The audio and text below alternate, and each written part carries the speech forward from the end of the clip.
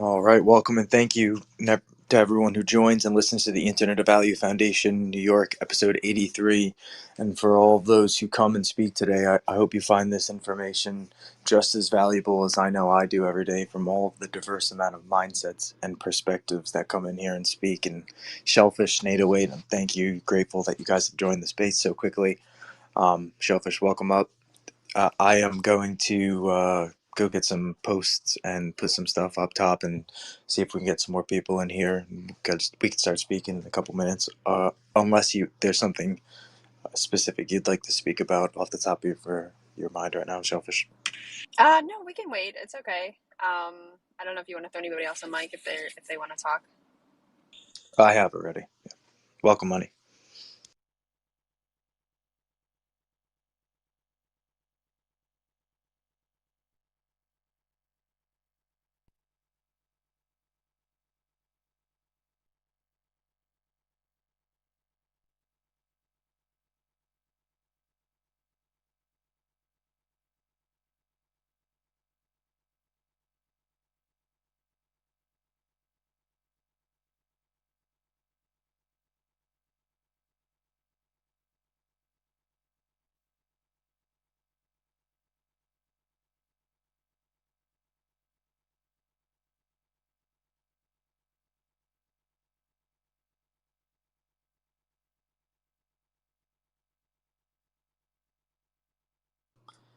Welcome, Dazzling and Cheesecake. Feel free, guys, if either of you guys would like to come up.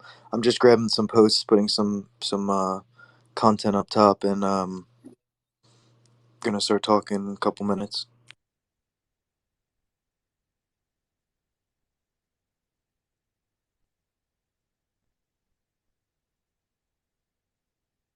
Cheesecake, I'm so glad you're back. It feels like the prodigal's son has returned. I know I'm saying that all wrong.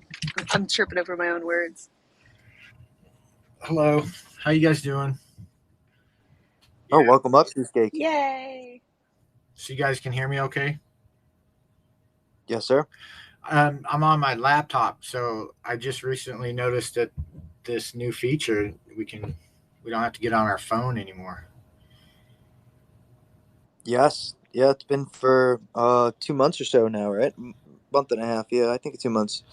You can also host and co-host from the computer version. Nice.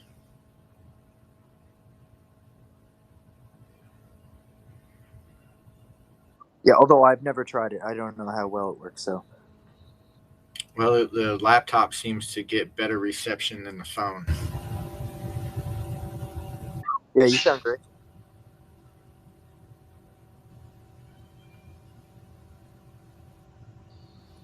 Well, welcome up, though. I mean, I'm glad. Just like Shelfer said, glad you're in the space. Is there anything on the top of your mind that you'd like to speak about today, or anything about the topics above? Well, Shellfish was. Did you find any information on that? What was it? You were going to look up something. I'm always looking up something. You have to be a little bit more specific. I know. Okay, so it was about the. It's eluding me right now. I'm drawing a blank here. Dude, we talked for like an hour. There was so much stuff I said I was going to look up. Did we talk that long? Yes. Let me go back through my brain now too.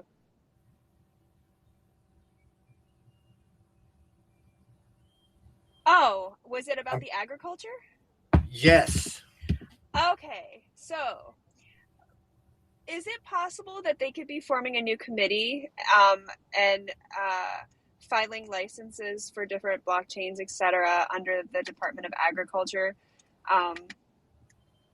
Because I know like we had like the whole securities like conversations about an apple and an orchard, and is there possibly a way that they're like sliding bills through and getting people regulations like that way, or does it have to kind of be like out in the open? Does that make any sense to anybody else, or is my brain just like really like goofy? Well, if there's any bills, or I should say rules that get passed in the House of Agricultural Committee, um, they're public. I mean, you could look at all of They them today actually have been if working anything on is. regulations around agriculture, FDA, the DNVGL, and supply chains, and for all of this. But yeah, they have been. I was just thinking on the along the lines of like how there's like data farming, so maybe it could be like kind of not really people watching the Department of Agriculture, if there would be like a finance department that way. So there's a lot that goes behind like how you're saying there the finance department in the agricultural scene of how they collect data also do using GPS data collection down to proteins within the plants themselves and using LiDAR within the soil. There's a lot of things that they've been working on within that scene from agriculture to aquaculture to even within the maritime scene too, which is good stuff. That's funny, because we deal with like the global liquidity and all, so the aquaculture. Right, that's or that space is something I've been diving into for a long time as well as a lot of other spaces because of, especially where I live and what projects I've been helping to work on.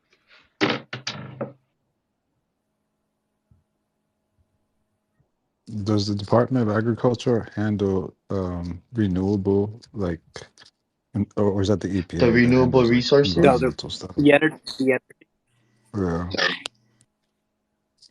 go ahead. 808. Sorry, man. Oh no, no, you go ahead. Yeah. So yeah, it would be the well, I mean, they both play a role, right? Because when it comes down to the way that you build the facility, it has to be built in a certain way from EPA regulation standards. Say it was nuclear reactor that you're building. But yeah, the Department of Agriculture is definitely playing a huge part in the green energy movement that's going on in the United States at the So one moment. of the things that everybody would have to look under to kind of see it all encompassing is under their Secretary of State for Economic Growth, Energy, and the Environment, the Bureau of Energy Resources. They're the ones that kind of have the overview of all of this too, and everything with the what Death was saying to the FDA to the DNVGL and all the other world organizations that deal with a lot of that too. So not just within the US, but also for how can I say like for how we see it in the finance industry for cross-border kind of stuff, for also with supply chains and all of this to communicate with each other better too.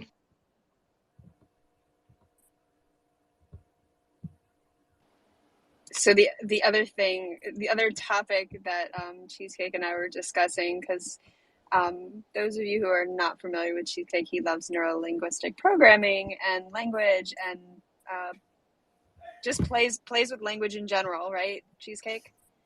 Yeah, yeah.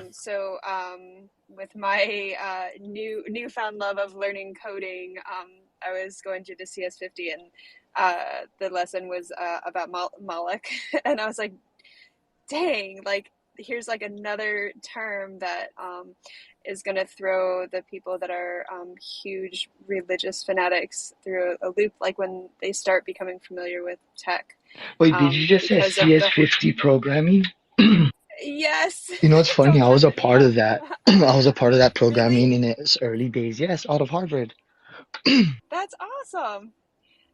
They they did one for COVID, and they used puppets in the audience. It was so funny. It kept me entertained for the first few episodes. Um, yeah, but I was telling Cheesecake that the Moloch, it means oh my gosh, memory allocation. But Is the like you professor still have David? uh yeah frick, yes, I think so. Well, I mean, it's on the video. I don't know if he's still teaching there. These videos are from a few years ago.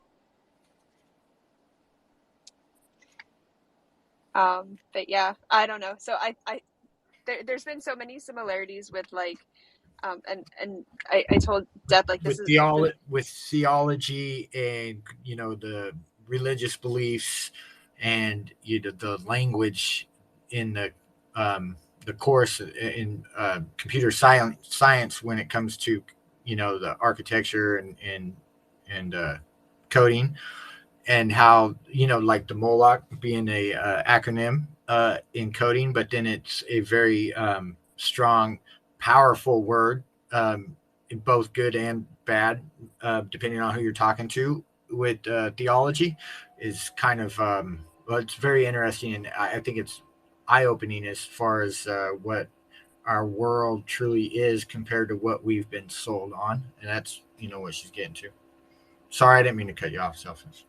Well, I guess I did, but anyways. no, it I just find it fascinating because I mean if we are like and then Death sent me a thing on how we can travel backwards in time, and we've talked about wormholes and time travel and just the way cities are laid out to look like grids and the flow of, and I don't know, it's just really awesome and kind of cool like how history is rhyming, and I'm hoping that this actually helps integrate people into technology more and not scare them away because it's really kind of cool. um, Yeah, and I don't necessarily believe that diagram is a way to go back in your time. It may be a way to go back in space, but that existing time in that space may be uh, irrelevant to what your time and what you perceive that space to actually what is going to occur. But, Meta, you got your hand up. Go ahead, man.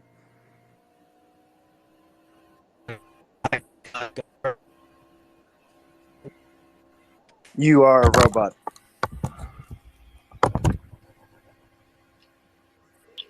And I posted some stuff up top, money from the Department of Energy, I which consider is an arm myself of the Department of biological. Agriculture.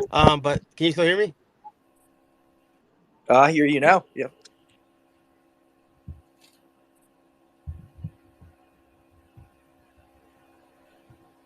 We cannot hear you now. Not unless I'll I go to. cannot.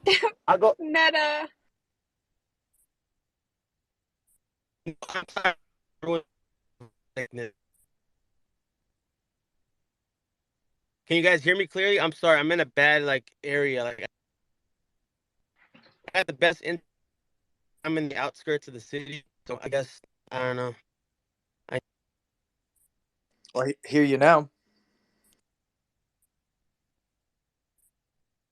Don't hear you anymore now, though. Oh, that's a shame. That's every time I speak. Makes you wonder what he was gonna say. He'll be back, I'm sure. But Cheesecake, Shellfish, you guys were speaking. I think I might have interrupted. No, not at all. I was just filling the air. But I like the guy's Cheesecake, topic you guys do are you want to chime talking in? about. Yeah, well, it's kind of a touchy subject because of people's religious beliefs, but I don't know. I just found it very fascinating how many different correlations between like people being afraid with like the biblical terms and the end of the world apocalyptic And stuff, that but and and then that you shouldn't make people, if people feel that way, it's them themselves not being able to accept some things that's being told to them, you know what I of mean? And course, what's crazy yeah, about the Bible is it even talks about quantitative theories and mechanism that happened, the explosion of how Earth was created, how God breathe life into man, and stuff like that. As I was sharing with our Kumulipo within our Hawaiian creation chant, also shares the uh, creation of the world and the creation of things and how things correlate from one another on an energy level. To even my people and my ancestors understanding before we were born, we were already an energy being before coming to earth as a physical form kind of thing, which is crazy. You know what I mean? And this creation chant is something that has been passed down through thousands of years to my people, down to me, which I have, and that's from history. I have history within the cells that's living in me from my ancestors and through their experience, through their things that they went through. So it's crazy to kind of say like how things travel back into time. Maybe not our physical self, but we have things that's from that time that still sticks with us today, that makes us aware, makes our awareness of things much more deeper and understanding. It's crazy, yeah? 808, was there an underlying mathematical code in the chant? So the creation chant can be uh interpreted many different ways. It has many different meanings, but it's about over 2,000 different lines of chants. There nobody has broken it down to the point of having a mathematical precision, or I just haven't found So somebody that has done that yet. is 808 is the chant. So there's a lot of different chants then, and you say creation. So are you specifically referring to like manifestation chants, So the or creation chant is or one chant, and it speaks of our genealogy from a family that goes back to the creation of time. It also speaks about how things are interconnected to each other, from life on land to the life in the sea, from the life in the stars to the life here on earth. Um, there's many different chants that speaks of things specifically and areas specifically, but the creation chant speaks of what I am saying specifically about this subject kind of thing. But yeah. because it seems really similar to like your mantras, and then with the rosary beads, they use those for it's kind of a chant, but a lot of it is well, programming is a lot of it, but the neuro linguistic programming, which is almost it's like mirrored to So computer you know what's programming. crazy about this It, cheesecake? A lot of the technology nowadays is bringing out forth and proving fact of what our ancestors knew of. You know what I mean? The quantitative theory, quantitative Absolutely. entanglement, all of these things our ancestors knew, but they knew it on a level that we are trying to achieve ourselves, of being able to understand it better, and how we can use that understanding to better our lives here. You know what I mean? But at the moment, we're focusing on it being separated from us, separated from the actual things that it affects and how it affects us. So in a way, we're kind of going back to where the people are starting to understand that it's not just something so far-fetched or something that's separate of us. It's something that's within us, around us, and all through us. You know, not just within the earth we live in, but the earth that these animals live in, that these plants live in, the air we breathe, the stars we see, the universe around us. You know what I mean?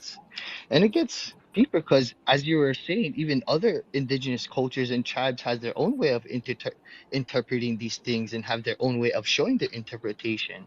You know, what we learned about all of these different cultures from when we were growing up was the Western ideologies and interpretations of them, but not the interpretations of the actual people that were um, observing the world in their indigenous minds. You know, they were interpreting the things with their own mind and not the minds of the indigenous people who were observing the world for thousands and thousands of years. So yeah, you know, it's crazy. Yeah, and it's a great segue right into the title I put up top, the Fibonacci, and where I was going to go with it. You already mentioned one of the words, shellfish, right? Neuro linguistic programming, as I know that it's something that you're into, and I'd like to talk about the meaning of the structural third dimensional aspect of the electromagnetic frequencies and their impact on us as structures. But Shellfish and Meta, you have both had your hand up for a while. So Meta, you tried to speak before. If you would like to, go ahead, and then Shellfish. Yes, I just wanted to tag along what Shellfish said a while back. I don't know if you guys hear me clearly, but she said rhythm, and I think something with rhythm, and that goes with Fibonacci. It's some sort of pattern and rhythm, and I think life starts with energy. I think we can all agree, or you want to say spirit moves through all things, or energy. Without energy, there's no life or spirit. So I mean, that's what I believe, and basically, I wanted to also ask that. Do you So you believe that we can travel back in time? I know we're going back off of that, but you're saying we all have our own, like, I guess, silo time. Like my time is different from your time, so I can only travel back in mind versus Shellfish's time. Is that what you're saying? We all have like silo times. No. I'm saying I can go get the diagram. I'm saying that the if this is a particular way that time works in a dimensional aspect, then there possibly is a way to cut multiple holes in doorways mathematically using mass that could enable you to go back in space. But the time that exists in that space would not theoretically be your past. It would be just a different time and space, your future, right? But you could also think your future is your past if you've already relived that segment of the possibility of that occurring. But yeah, in relation, I wouldn't call it back in time. I would call it back in space. It's just a different time. So you're saying that you're creating a parallel time to the past, but you can't actually reach that past, but you can only like basically duplicate it into a way you go back into that form of time. I guess it's like a duplicated time. You can't exactly go back into that time. Well, if that was possible, there would theoretically be an infinite amount of theoretical possibilities in that factor of like um, the you going back in space is you still existing in your theoretical universe right at this point, and going back into a different point of existence in that space, that being a different time but not being the past time of your previous past. So basically, whatever you do in that previous past, that duplicated past, I guess, that mimic past, whatever it won't affect your current future or present time. It would just create another, you know, you, I guess. Basically, There's no way there's back. no way back and there's no way forward. There's no way back No machine, is man. well there's no way back from going back. Sorry. No Sorry, go ahead, direct 808. line, linear back. I got you. No, no. Yeah, I'll go get the diagram. Hold on. It's a theoretical anyway, but If you can go one No, I'm way, gonna you're say saying that death it's not from a X two-way homie. portal, like a two-way door. It's only a one-way door. Like that I struggle with that one. so if time is hyperbolic and we exist in the dimension of time, right? This third dimensional aspect as us as observers have our identity uh, conceived to be this reality. The I will show the diagram as if it's hyperbolic, you could think of it as going in a circle, right? And so at some point, you may be able to jump off in this theoretical circle and land on this theoretical infinite amount of circles that exist, right? But that circle that you land on uh, would not be your previous past.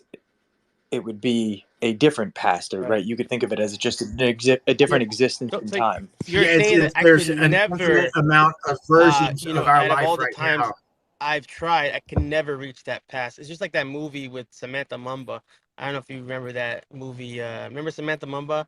Anyways, it was like a time travel movie where the guy kept going back in time trying to save his wife and getting hit by a car, but it kept changing the many ways she died. So he couldn't change the time.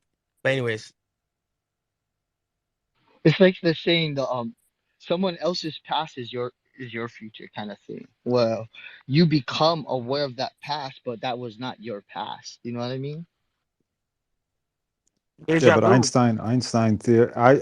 Einstein theory is that time and space relativity like are woven together, forming four-dimensional fabric called space-time, right? So it's kind of like you can only exist in one place Wait, at the so same money's time. money's saying something else. So you are you no matter what time you are. If you go in the past, is that what you're saying, money? If you go in the past, that's you. If you go in the future, that's you. So you're always you. There's no duplicates. Technically, Yeah, technically, you're the only one experiencing the present time at that current time and location. Because every one of us, as soon as those words come out of your mouth, it's already seconds, minutes, hours away from um, the present for us. Right. But So money. we're already experiencing your past. Yes, you guys are all my past. But what money, what mhm. money was I saying, posted. money.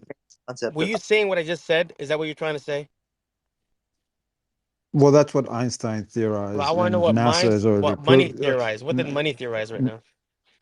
No, I don't theorize Okay. anything. I'm just going by what's been proven and what I understand from Einstein's theories on this. I mean, NASA already proved that there is actually a space-time vortex around the Okay. Earth, So, but you agree. right? So what I just said agrees with what Einstein agreed with, right?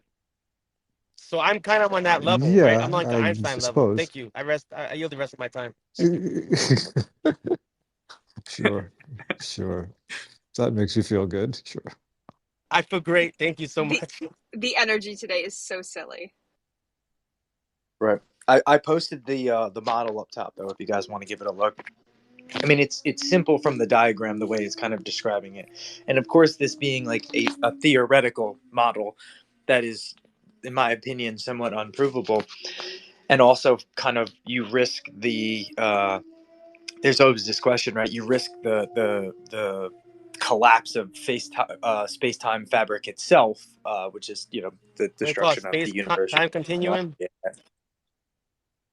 Yeah, so I don't know if concepts like that make a lot of sense to put a lot of energy and time into thinking about. Although I like to think about the future as if time and space is hyperbolic as But itself to begin with, but then our future is already our past, and so Ed, I want to ask you a uh, you question, but I know know, someone got his time hand up. waits. I'll ask after him. Yes, alien. Welcome to the spaceman. I hope that you keep it on topic, please, of what the things that we're speaking about today. But I'm glad you're here. So please go ahead and speak, man. Yeah, thank you so much. The images we're posting, if anyone wants, to challenge me, I'll give you any money you want. I'll put up any money or I any already have money. consciousness. Right. Okay. And so to challenge that the images we're posting consciously right now are not of multidimensional imaging captured by radiation particle, a duality, a particle, a light. People that have evidence and knowledge about quantum physics, duality, particle, light imaging. This is the people we're trying to reach out to consciously. But other than that, anyone that wants real evidence of these information that you're speaking of, look at our images right now, or look at it on YouTube 102, or look at the particle images that we're posting consciously right now. This is not no joke. We're posting the invisible geometry of signaling of life right now, captured by detection that is well known now of radiation detection. We're even capturing what we're challenging anyone in the world to know. If they know anything about dark matter, we're showing it, the particle latitudinal wave of light to dark imaging of particle wave, but also DNA. We're showing posting live spinning gamma particles of DNA in the gamma spectrum.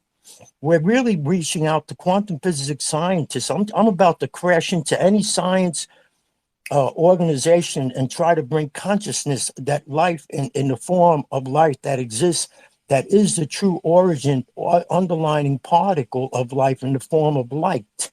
Light is everything. Light is consciousness. This is our name. Our name is Alien Light. We are of consciousness, multi-dimensional being that the public, and especially in spaces, is like. And I thank you because you seem to be one of the more intelligent spaces.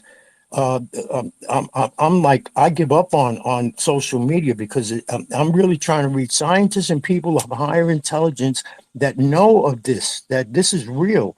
I'm not the only one posting it. There are multiple people now posting the true color, the look at the color and the geometry of these particles that we're posting right now. We're not telling stories here. We're right now consciously, right now connecting with invisible light spectrums of light that you are immersed in right now in the gamma spectrum that is signaling Earth, whether it is the latitudinal dark particle wave or the DNA signal from light, sunlight. These are real conscious particles right now, and the public just, it's very difficult. We understand if scientists are still on the uncertainty of this, And we could understand the majority of the public. Forget it. You really don't understand, and we get that. But these are the people that we're trying to reach right now, scientists that understand, so the general public can begin to understand what we're posting. But if you see it, look at the geometry images we're posting right now. I'm posting them all the time. I'm posting videos of particle duality imaging. But it's greatly ignored, and that's the thing. I mean, what we try to bring is consciousness, because the invisible observer is conscious in dimensions of consciousness Alien, that we don't understand. And do you yes, I'm do you sorry. have a YouTube channel by any chance?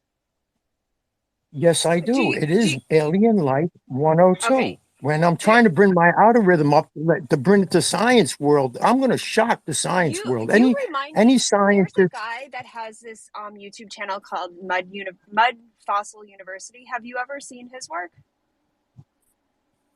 No, I'm sorry, I'm no. gonna try to connect you with him because I think you guys have very similar um, interest and knowledge base. I think you would probably want to connect with him if you can, if there's a way to Well, get a hold of him. yeah. Right. It is consciousness. Right now, the signal dimensions that we're detecting when we do experiments consciously, right now, the particles are always consciously signaling right now in multi-dimensions of light. I'm not the only one. I have a lot of people around the world sending me images right now. They're bombarding me with beautiful deflected particles of light, sunlight deflection that show this geometry. And if you want to talk about the time travel porthole, it is. Look at the images. We're showing beautiful gamma pink circles with dots in the middle that turn multi-dimensional in and outward in multi-dimensional expressions. It's so mind-blowing that I'm like, wait a minute, this is like really, but it is showing what the sacred geometry that people have been talking about since the beginning. Now there is Yeah, I don't know. technology. I don't know. I don't know what that means. What does that mean? Sacred geometry. That's the Sacred. ancient. That's the ancient signals, the dimensions of imaging that you see on Earth. Any pattern, sacred geometry can be a snowflake, right? It could be the tetrahedral. It's a diamond. It could be many patterns. Any pattern that is of ancient to the present that forms a knowledgeable pattern would be sacred geometric pattern, So, right? so That alien, makes no sense to It's me. a alien, Like, what is circle. it? It's alien, a circle. Mr. Alien, Mr. Alien Light. So, do you agree with Einstein saying that you cannot, what's it called? You cannot, what did money say? Basically, like you are you, no matter if you go in the past and you go in the present, so you cannot interact with yourself because at that current time you are you. Do you agree with that? I'll tell you what I know, that experiencing the particle of dark matter, the particle of dark matter wave is the true dark particle of the Akashic records, the ether, the infinite, the true dimension of cosmic life that we are a part of. And so the dimensions of space time that one would enter to go into that dimensions of time must exist in that, whether it's future time or back in time, or because the present is consciousness. But it does exist, but exists in that wave of So, do you, time, sir, which is agree that you are the you in wave that of certain dark time? matter. Dark matter, you can't leave. Dark matter is the universal space-time travel of dimension. It's space and darkness of space. Alien, Dimension is how. were you? Did you have a question like that you wanted to ask about it? Because I know last time you were. No. I'll let you go. No, no, I'm no, just no. trying to bring No. I'm consciousness just to trying to figure the out where Yeah, you were going with this. So because we have a lot of people in the room and it's a lot of information right, coming in, and I'm just and trying to figure out where yeah, yeah. you. And I, yeah. I, I thank you for sharing your I'll just words. And leave you. Yeah, I'll just leave you with this. We're being contacted right now, and we're showing that we are being contacted right now. Anyone that wants evidence of alien contact signaling to Earth right now, look at our video. This is consciousness. You don't understand what I'm trying to say. I can tell, and you can still not consciously understanding. But this is a discovery that we're looking for scientists so they can, if they have any non-corporate corruption of materialism, they'll be shocked at the alien light discovery. Thank you so much. Look at our images. I appreciate it. Thank you for sharing, Alien. And if you want to post something, at the bottom, please feel free to. And let's if we can, let's get back to the topic we were speaking about before, which I don't remember exactly what it was Fibonacci. we were at. Were we there? I don't Yeah, remember. Yeah, with Fibonacci. We were Fibonacci. about rhythms. All right, excellent. Well, Token Panda came up. You have your hand up. Money, you just unmuted though. If you want to speak, and then Token Panda, and then I'll speak. No, I just wanted to just put more details into Einstein's theory on basically how the Earth is how time it works around the Earth, and how NASA has proven that the actual Earth, because it doesn't fall into the sun, because it's kind of curved in a space-time, they call space-time deformation, right? So the reasons why it doesn't is because the Earth is kind of, I would want to say, outside space-time. And there NASA was able to prove this with some experiments they did maybe 15 years ago. But go ahead. It's a little bit outside the topic.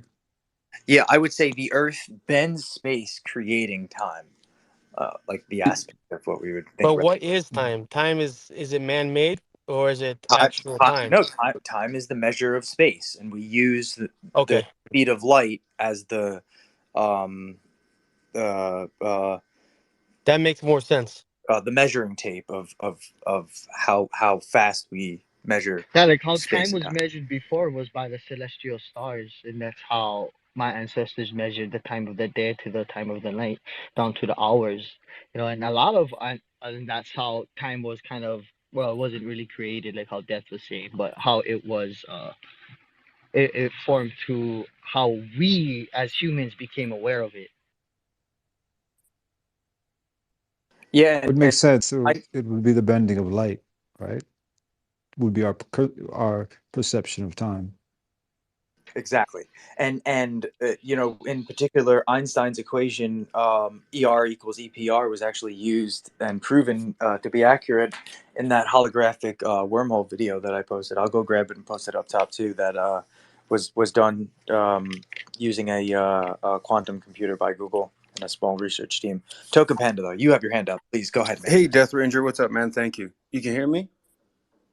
Yes, Yes, sir. perfect. Okay, yeah. So I just wanted to jump in real quick. I was listening when you guys were getting into the whole time scenario, and that was cool. But I put my hand up for the sacred geometry, and the sacred geometry. I just wanted to add in there that it is a piece of fruit as much as it is a snowflake.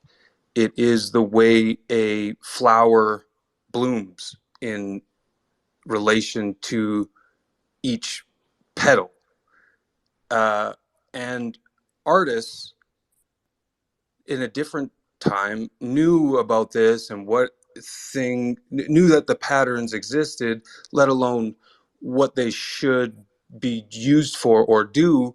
And they hid them in paintings and in art and in buildings with architecture and resonance systems that look like beautiful opulent structures that were actually designed to resonate all types of frequencies based on sacred geometry. And if you dissect certain philosopher style artists, you'll find a lot of where hands and crowns and table settings end up are at where the geometry intersects. I just want to throw that in there. So thank you. Platonic solids are sacred geometry That as well. reminds me of the Masonic thing. Is the what is it called? The Grand Architect of the Universe, Gatu. And real quick, Geometry. sorry, just 808, if you can. I know you can't accept messages, but I got a question for you. If you could just reach out to me anyway, I hope you're well. Thanks, I everybody. just followed you, bro. Okay, awesome. Yeah, it's cool. Sacred geometry, just it's a word well, two words to describe the intent behind electromagnetic frequencies. And right, this plays a part in like quantum mechanics, right? These patterned recognizations of Fibonacci sequences of patterned recognizations of interacting with each other at such uh, under unfathomable dimensional levels of energy that through entropy we then of observers witness the structure of the Fibonacci sequence that exists in our ability to understand what we are seeing or create our observable reality. But yeah, I mean, it's just it's an interesting term because it could also be used to describe the semantics that we can see from physically from electromagnetic frequencies. If you guys have ever seen those videos where you can put sand on a particular type of device that plays a certain sound, and you can see the sequence of patterned recognition that the particles themselves on a at least a larger scale then show to represent. And 808, you got your hand up, and Shellfish, I and think then Meta. no show was first. Thanks, 808. You know what? I was just watching. I posted up top the video on the Mandelbrot um, fractals this morning, and I thought it was pretty synchronistic that you brought them up. Not the Mandelbrot, but the fact that like all the patterns and the flowers, etc. So we're back to the Fibonacci, and so cool. I had actually thrown out to Jeff like on how a black hole or like sitting on the edge of a event horizon and the Mandelbrot, the way it pinches in, it just reminded me of uh, the event horizon on the black hole. So that's why. So I actually like did the AI generation this morning, and I was like, this is so crazy how an AI art can creatively pull those two images together so beautifully, understanding like the mathematical like theories behind it and create that. And in the beginning, it couldn't differentiate like that a human had like only two arms and like 10 fingers, but it knew what a like a fractal was. So that, I don't know, I think that's really cool. Nature, yeah, Go ahead, nature and Ada. its wonders. I always blow my mind because a lot of the things that we are seeing and talking about today, I always go back. A lot of our ancestors knew of and understood way deeper than what we are opening, and and it's kind of crazy to see how things played about, how the world changed, how the views of the indigenous minds were put aside. But with what a lot of these studies are bringing out is actually bringing out the truth about a lot of our ancient indigenous minds and how knowledgeable they was about the universe and the things we are talking about today. Like how Tolkien Panda was talking about the Fibonacci sequences, all things in plants in our DNA, how flowers blooms, how birds fly, how dolphins swim, how we breathe, how stars shine. It's the patterns and it's nature's patterns, sacred geometry and sacred stuff like that is nature's love and patterns. And that's what's wild, yeah. And we are at a point where we are able to break it down using mathematical algorithms and neurologistic languages, using computers to be able to kind of see and understand more and be aware of some of these things that's happening, that has been happening, like the different interpretations that has been brought out through the different indigenous minds throughout the world. How like they have the different religions and how what they believed in and how they see things through their eyes is quite crazy and amazing.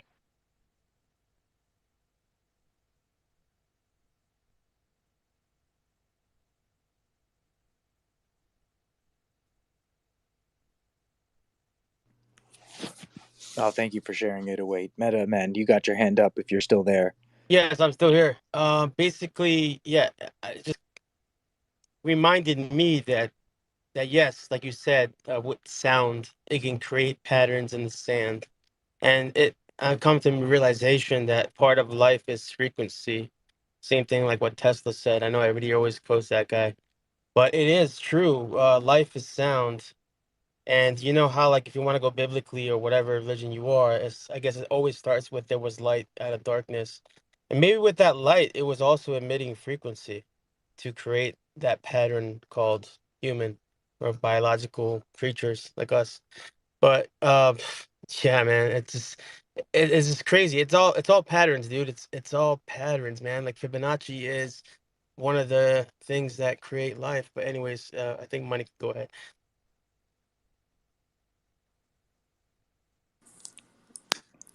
I'll jump in here. Yeah, Oh, sorry. I'm not convinced. I'm not convinced about the whole indigenous thing. For me, I think that there was knowledge lost during the last cataclysm, and whether the human beings were living beside other smarter species, that knowledge was lost, and then whatever remnants of it that was left on Earth has been hidden from us by whether it's the Vatican or it's people in government. It's been classified and held away from us for quite some time. So yeah, I'm of the belief that there were smarter people here And before, that's what I was getting at in indigenous and minds. I'm talking about way before even the theory of quantum physics was even thought about. You know, like I'm talking about my crew lethal goes back thousands and thousands of years. And that's where they understood the things that we are talking would about now. but would you classify that as indigenous or I'll alien? classify it as indigenous because looking for my ancestors who came before me. I wouldn't classify it as alien because they're people that were here walking this earth. I think that some of my language can be dated back to this as well, and further more genealogy is done.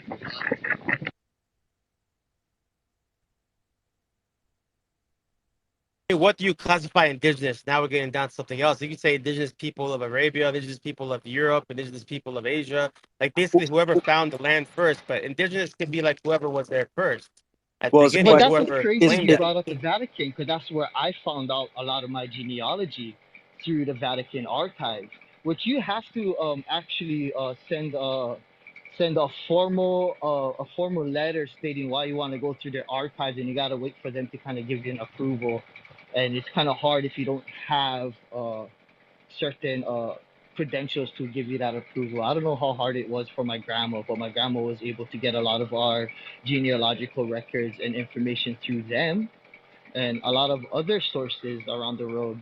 It's crazy, but it's hard.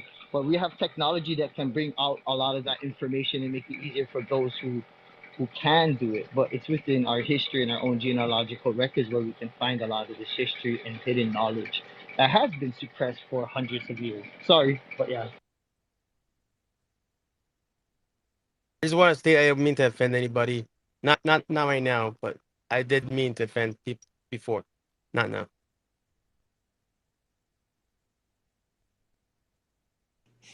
Nunks, man, welcome up. And Token Panda, I think you had your hand up though first, but if it's okay if Nunk speaks, just he hasn't spoken yet, and then feel free to jump in, man. No, no. Hey, room. Yeah, thanks, Steph. Yesterday I was not able to jump up, but thanks for the invite, and I was digging on the conversation. Actually, today, man, it's really cool. Money and 808 are right.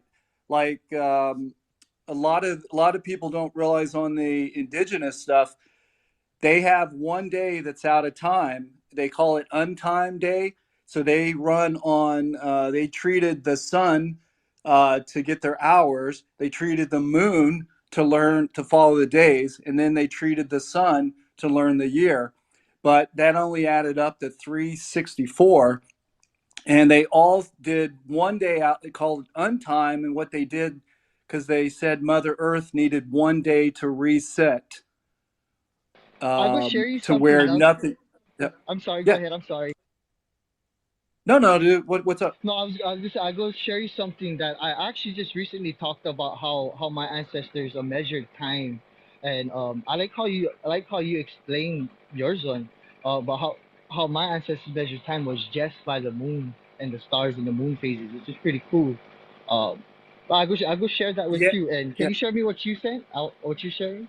Yeah, well, it everything turned. It's funny, like it was the Gregorian changed it to a system of 12, but it actually works better with 13, with the 13 moons. So with the Native Americans, 13 was a super important number to them. It's been inverted, obviously, with Friday the 13th, all this kind of crap.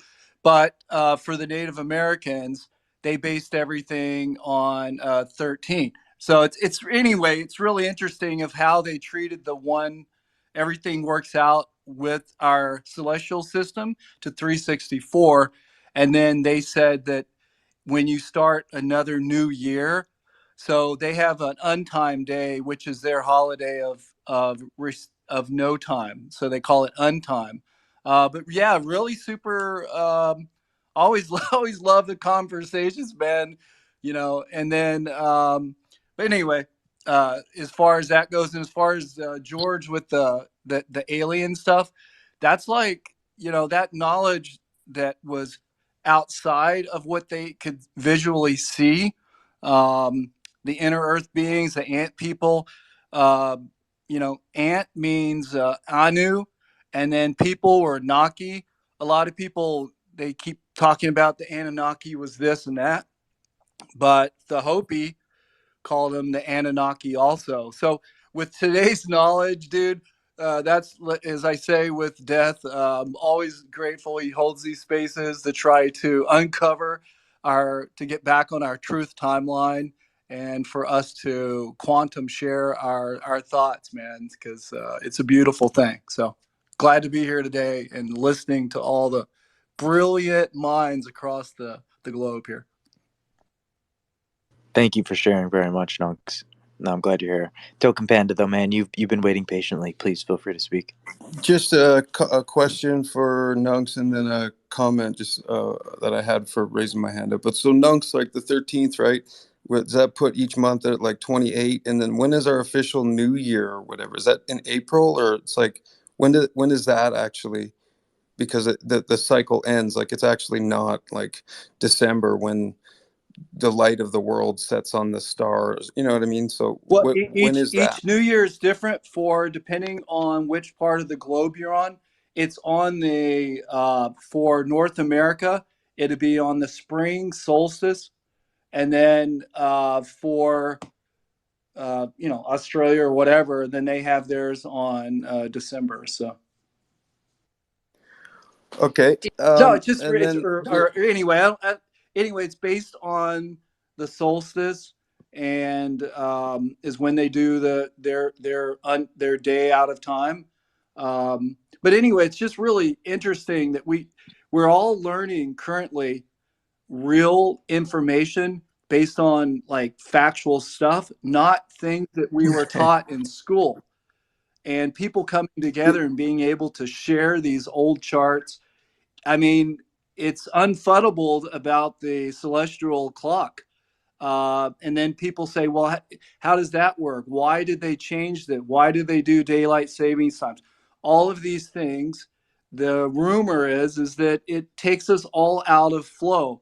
Because if we were right. globally knowing that every day was a certain thing, we would globally sync our consciousness to that and it would flow better, if that makes any sense to people with our Yeah, energy. they got the calendars all screwed up, let alone the Yeah, maps. But it's all that's done on a different purpose. story. Yeah, it's all done on purpose to keep us out of our flow token. But Where can I buy like the actual flow map? Learn how to read the stars, my bro. Yeah, man. Yeah, Oh, for but sure. there's no letters up there, man. Hey, our ancestors did it just by But observation, but that's done through thousands of years. I was going to the say it's knowledge. actually been going on for millions and billions of years, the same clock, and it has never changed. And the cool part is that like 808 said, man, all of this sacred knowledge, we've brought this up about aliens before, thousands of years before Twitter, YouTube was ever created, the internet.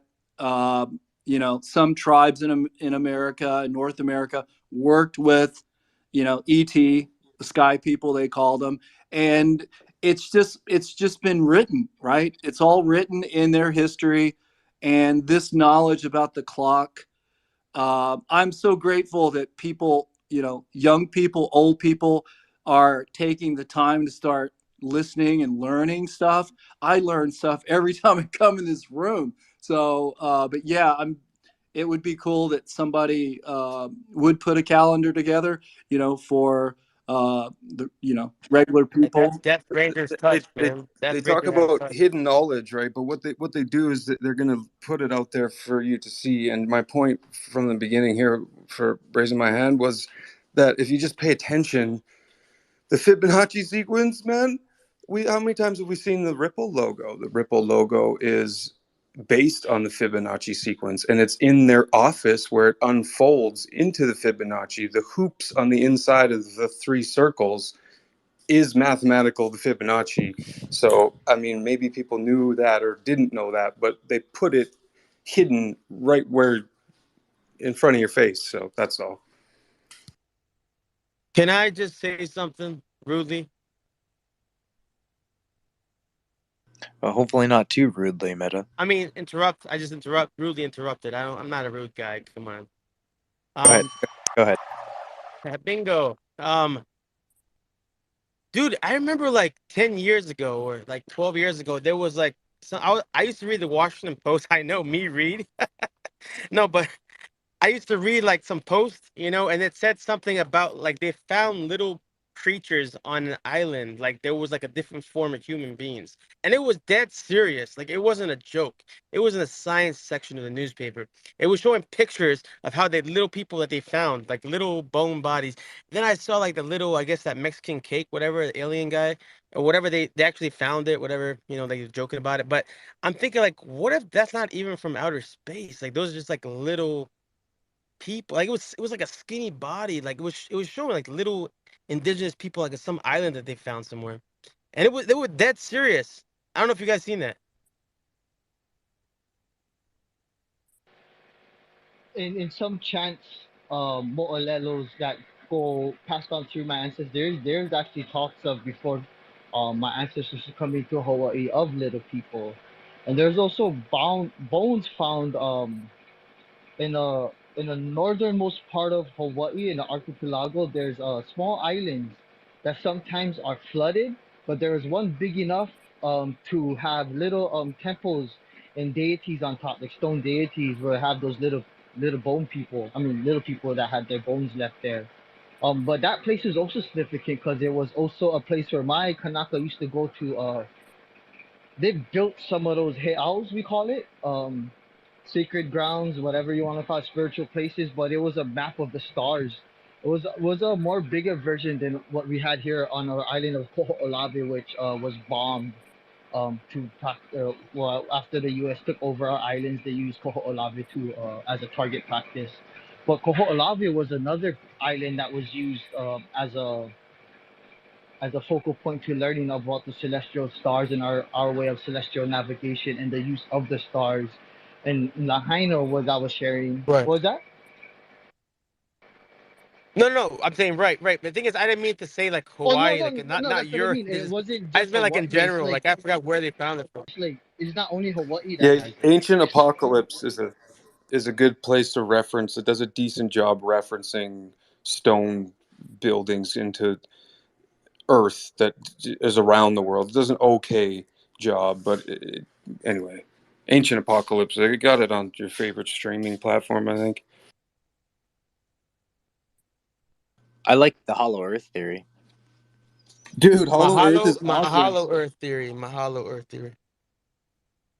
Isn't China making a new, like, what is it, 36,000 feet Wait, pole or hold something? on. Vets in here? I'm not talking to vets in here. You can Guys, always take a bet, guys, please. guys. As much as As much as I like I'm talking just about kidding. Okay, ancestry, can we get back to science, if you don't let's mind? go, money. Lead us to the. What's more Lead us science to the than people who money. use Show me the stars money. to build stone to That's tell science, time? That's man. science, man. It's hilarious.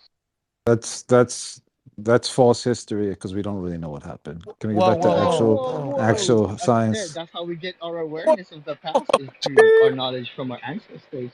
He just said that his ancestors, his family would pass it on, family to family. So I think that's pretty. I mean, that's a family tradition. A That's what he's family talking about. problem. Maybe some other people say, but huh? Unless somebody lied to him and his family, then you gotta talk 808. No, but I understand what Money meant. Like the difficulty is, and this goes to even like the temples in Egypt. Like, we go to look at Egypt, and we look at a lot of these pyramids that were built, that we think were built at that time, but we have provable matters, and in most cases, now believe that these temples could have been built 10 to 20 to 30,000 years prior to the Egyptians even existing there. Yes. And what were their purposes, if so? You know uh, what? so That's there you know are a what. lot of questions. Sorry to interrupt, Rudy, but you know what? You're right about that. You're right because who determines, like, I guess what test is it that they'd use to determine like the age of these things? Uh, how do you say like 10,000 years, 30,000? Are you living 30,000 years to see that if it actually does? You No, know, you try and date it. It's called carbon dating, yeah, right? And carbon it's dating still it's exactly. still it's still a very large estimate and guess, and Huh. as computation gets Yes. more powerful, it'll become In easier that to case, recognize. money is right. You cannot prove it unless you lived those thousands of years. So it's all debatable. But that's what's awesome Correct. about technology And now, because it's proving already what our ancestors knew not then. And that's why I'm laughing, because technology now is proving it. NASA proved what our people knew, not just my people, the Egyptian people. You know what I But mean? you Like still that's what don't I'm saying. you Well, still let don't It's the science in but you it. still don't know that those are your ancestors. You still don't know I those do are your know because it's ancestors. within my You are have no those genealogy. your proof real of that. parents? You have I no can date proof. my genealogy back to the people that are sharing this kumalito that's been passed down through generations. No, because you don't know who actually inscribed those things. You don't have proof of that.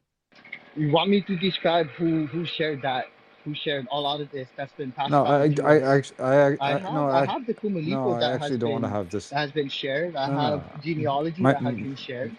my friend, my friend. I don't want to have the philosophical debate on who built what, where, when, and I how, wasn't talking right? about who Because none of built us were when there, and and you how. can't I'm prove it. proving to you what their understanding and observation of was how they interpret it, and how we are interpreting it now is by who made the definitions of them.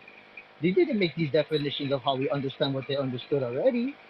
That's what I mean. They already understood what we are trying to figure out now, and that's what I'm saying. And the technology now is proving that to be fact. Yeah, and Like again, like I said, you don't know who they are. You weren't there. sound resonance is a good example. Like you're watching epileptic kids getting healed by dolphins, or people standing in front of pyramids and clapping and hearing. There's theories that there's sound is what levitated large stones. I'm curious if what Vet had to say about China digging a hole or something, is that for real? oh, he just dropped. He may have got a call. He might be Wait, right. what do you Hey, mean China hey, dug hey, a hole? Can hey, you elaborate? hey, money.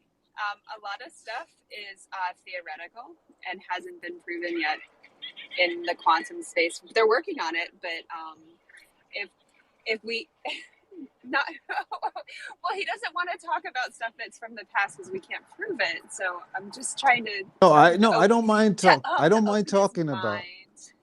Shellfish. I don't mind talking about stuff from the past, right? That can't be proven, as long as you don't attribute it to a specific group of people, right? Like I could sit here and tell you that the Prophet Muhammad and in the Quran, he distinguished exactly how many planets there were before they knew, there were I actually planets, right? shared And something similar I could say too that with here, a star that was found by NASA. That my a philosopher within okay, Hawaii yeah, said it. and oh my God. And Anyway, so my I'll take point, I'll, my point. I'll take it like this, because the combination of I'll try and meet both of you guys, right? Because this combination of at least this kind of like documentary means of information gathering that we've at least tried to gather together and piece together and say this is maybe this. We now are at a point where we technologically, with the tools that we can manufacture physically, can maybe some enabling what we think those concepts and ideas that we've carried around for such a significant period of time can be then taken to this physical aspect where we can actually do something with it. And so one thought, like Cheesecake bringing up neuro linguistic programming, we could almost say that this information that we've had documented, that's spread, of course, through the period of time of our ancestry or a tradition that has existed, um, the Fibonacci sequences behind the information and the pattern recognition, you could have almost said was like a behavioral programming to get to our species to this point of where we exist. And so, both things being important of what you both were talking about. And I don't know who had their hand up right now. 808, No, though, if you would like to Meta had speak, his and first. then No, I want to hear what 808 says. So I just was just gonna say is that I wasn't trying to be specific to one culture, one group, because I was just saying a lot of people around the world, like I was explaining, interpret things differently. How your ancestors, how our ancestors, how people in the future is gonna interpret it, the past. And the technology now is proving what was being said from way in the past, how they interpreted things and how they observed it, how they observed the stars, the motions of the ocean, what happens when a volcano explodes, how a plant grows, and what you have effect on it, what you do to it, and how you provide whenever it needs can literally distort its way of growth, of its future progress. They understood a lot of these things. And what I was saying is technology now is proving a lot of that.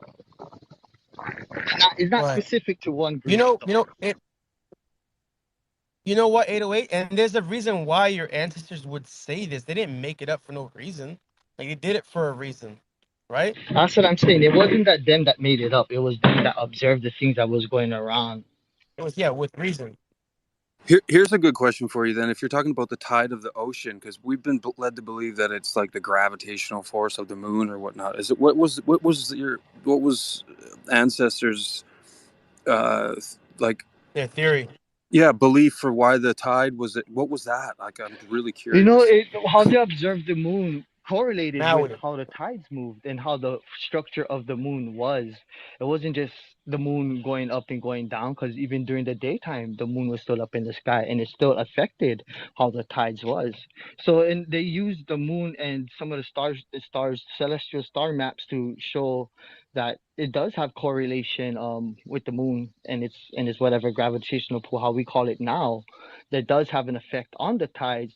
And that's how we know certain days of the week and the month we can go pick opihi, because we know it's safe and the tide is super low, because you don't want to go to next to the shoreline when the waves and tides are massive and you're getting pounded to pick opihi.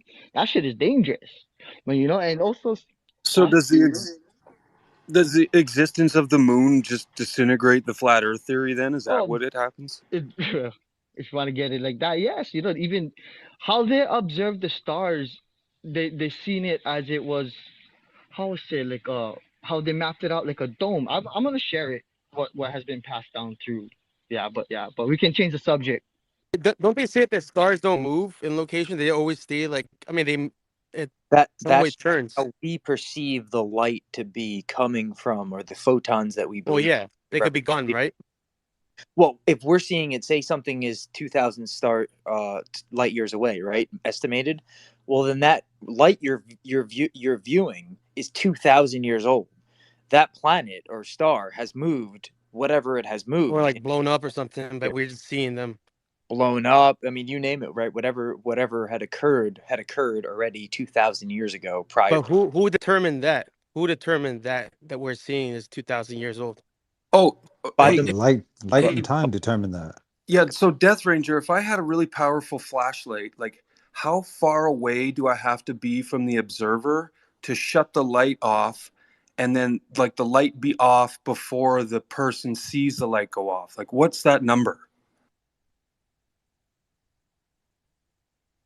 Everything travels at a speed of light. Light is what you're perceiving.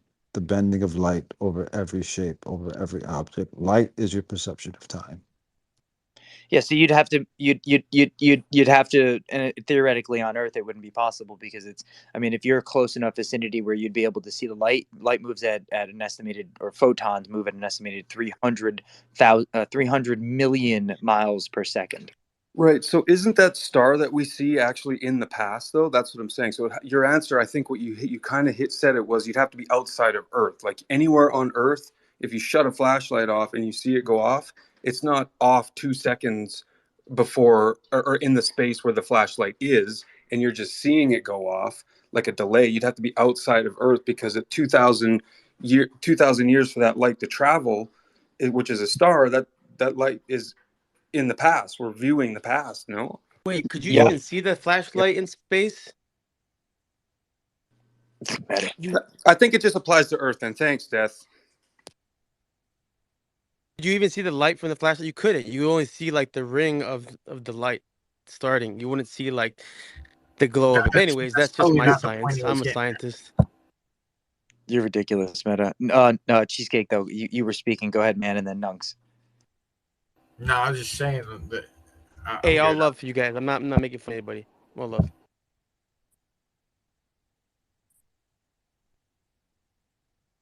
Sorry, go ahead, Cheesecake.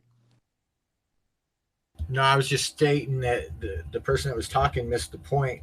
When he mentioned not being able to see the flashlight from outer space. But so that's all. Is Cheesecake talking or maybe selfish? Go ahead, Nunks. Okay, hey, here's a little common sense science, right? There's a thing called a truth timeline, right? A divine timeline, and then there's a thing called false timelines. This is in the news right now. How you get a false timeline is you tell a human that he's allowed to own property. He can own a piece of Mother Earth, right? And then in your brain, you walk around with your consciousness and you say, I own this, I know this information, or whatever. Then you have the truth timeline, the divine timeline, which is when you look outside of what you're taught, your consciousness, what you're taught, there is an actual physical thing that is scientific, that, like, money's talking about, that operates on a frequency scale. It's all numbers, it's all science, it's all vibration. It's another kind of consciousness that we're not tapped into at the moment. That's why most humans right now are on a false timeline, because you're taught not this celestial information. You're not taught that you carry on board your body a quantum computer that's not currently logged in to Mother Earth. She is changing that with the Schumann frequency right now.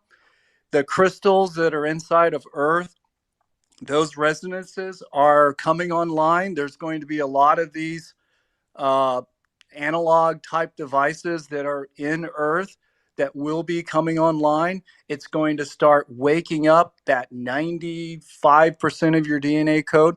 You're going to get an application soon, hopefully, that will allow you to quantum communicate. You guys were talking yesterday about getting like an implant or whatever.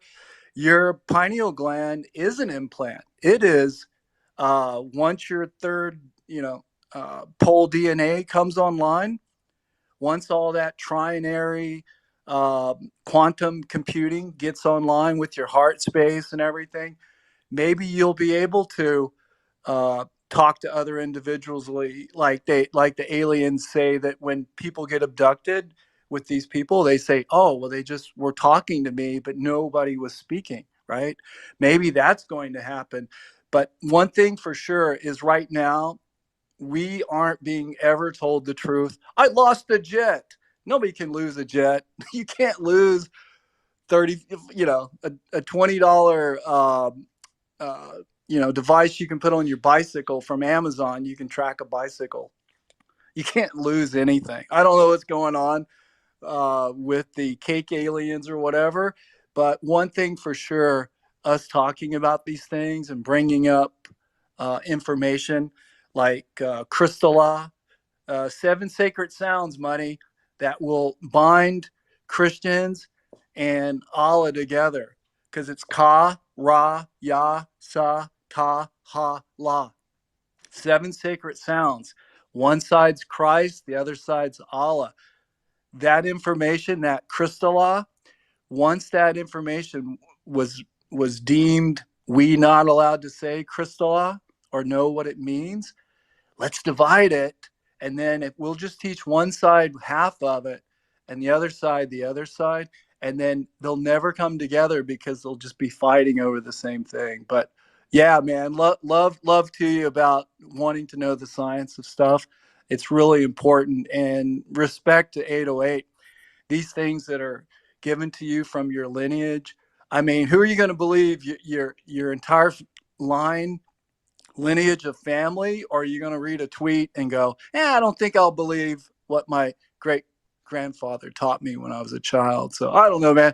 I think it's, again, as I reiterate, just talking about this stuff is amazing. So thanks. Thank you for speaking, Nunks, and always welcome to come to the space, man. Shellfish, though, you had your hand up. Please feel free to jump in. Yeah. So, I struggle with this like on a constant, because we have like the ancestral knowledge that is passed down, and these stories that we've been told since we were kids through religious beliefs or school, etc. But we all know that once once we have a situation happen, like our memory changes and hallucinates and alters it like seconds later. And to think that 2,000 years, 4,000 years of orated customs that are just repeated through a telephone line are accurate. I personally, I find it hard to believe. I think we're going into an age where we have such accuracy because we have a constant observation that can be validated. And the fact that we're coming together and talking and bringing all these ideas to the table, I think that's where we're gonna see. I don't know. I don't even know how to put it. I'm like driving right now, so I You know apologize what? if I'm going off on There a is. tangent. But it's just kind of hard. Like, yes, I know how to farm. Like, okay, I put a seed in the ground and it grows a plant. But like, to even think that I know who built the pyramids, but I do. My brain wants to go, oh, well, the computer processors today are utilizing the same geometric shapes and currencies, and the churches use that. So my brain is trying to hallucinate a way to put these things together. I don't know that, but when I go to the rooms, I talk to people. I try to come into Death's space because he seems to be probably one of the most knowledgeable people out there.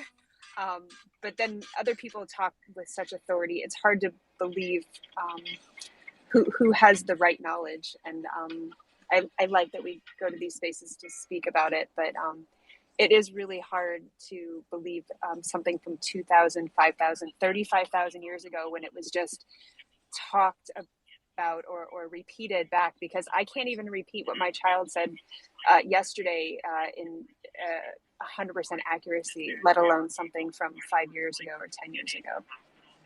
Yeah, I, I agree, Shellfish, and that's why I find it so important to always emphasize wherever I go on when I speak, to like we're at this point where we have these physical external tool sets that we've now developed, which, regardless of the context of this previous information of where the source of the information came, we have it, right? And so, in 808 sense, it makes a lot of sense on why it matters, because it's tradition to his ancestry, and so that could fall in line with the bloodlines.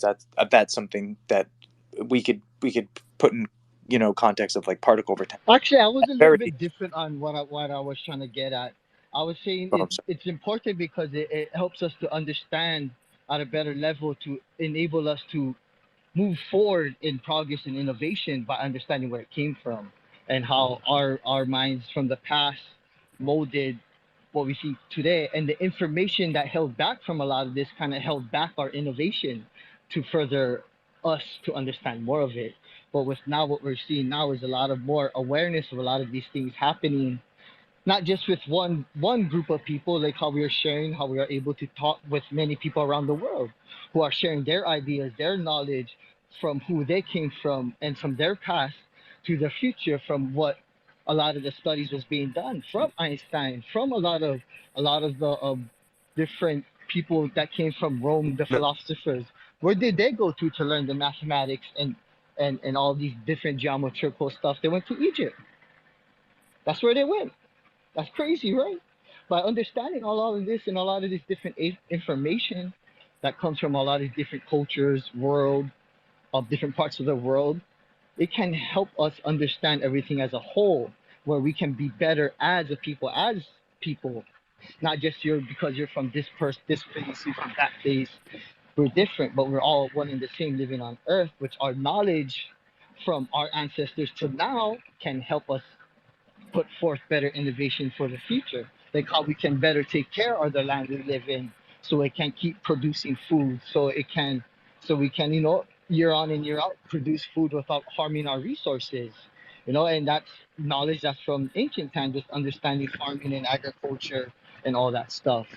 And then to also understanding how weather happens, that also can be broken down to mathematical algorithms and machine learning, which the NSAA has been working on for who knows how long, alongside with the DNVGL, and NASA, because they all dive and delve into all of that knowledge, which they do tap into ancient knowledge to understand more of the things of the future. That's why they freaking come up on top Mauna Haleakala and Mauna Kea to put up telescopes and stuff like that, because it's one of the best places in the world to observe the stars and one of the best ecosystems to observe tides and all of these different stuff. But it's cool. It's cool stuff that we are able to share all this knowledge we have and all of our different ideas and perspectives. Bomb stuff.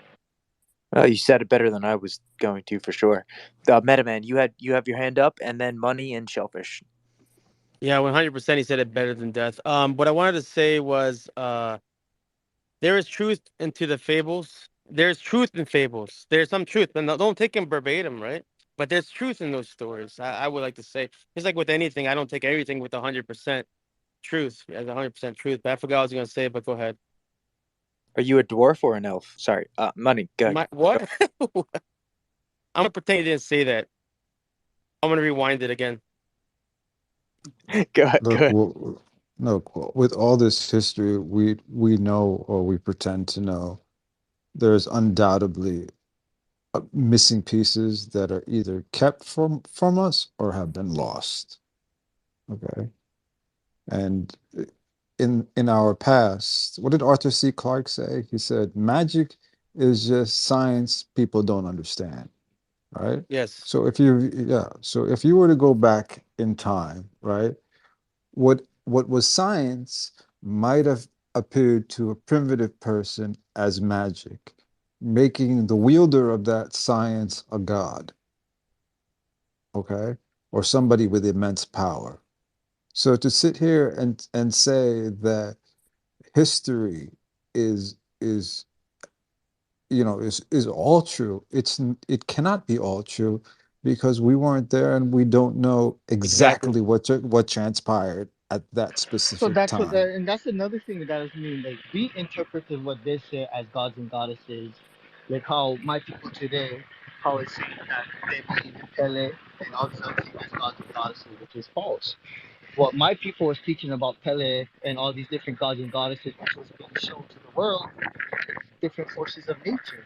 What Pele represented was the flow of lava, fire, the understanding of its very nature of what it does, what it can do, that it reheals the earth, reheals, and it caused not just destruction but also rebirth and creation.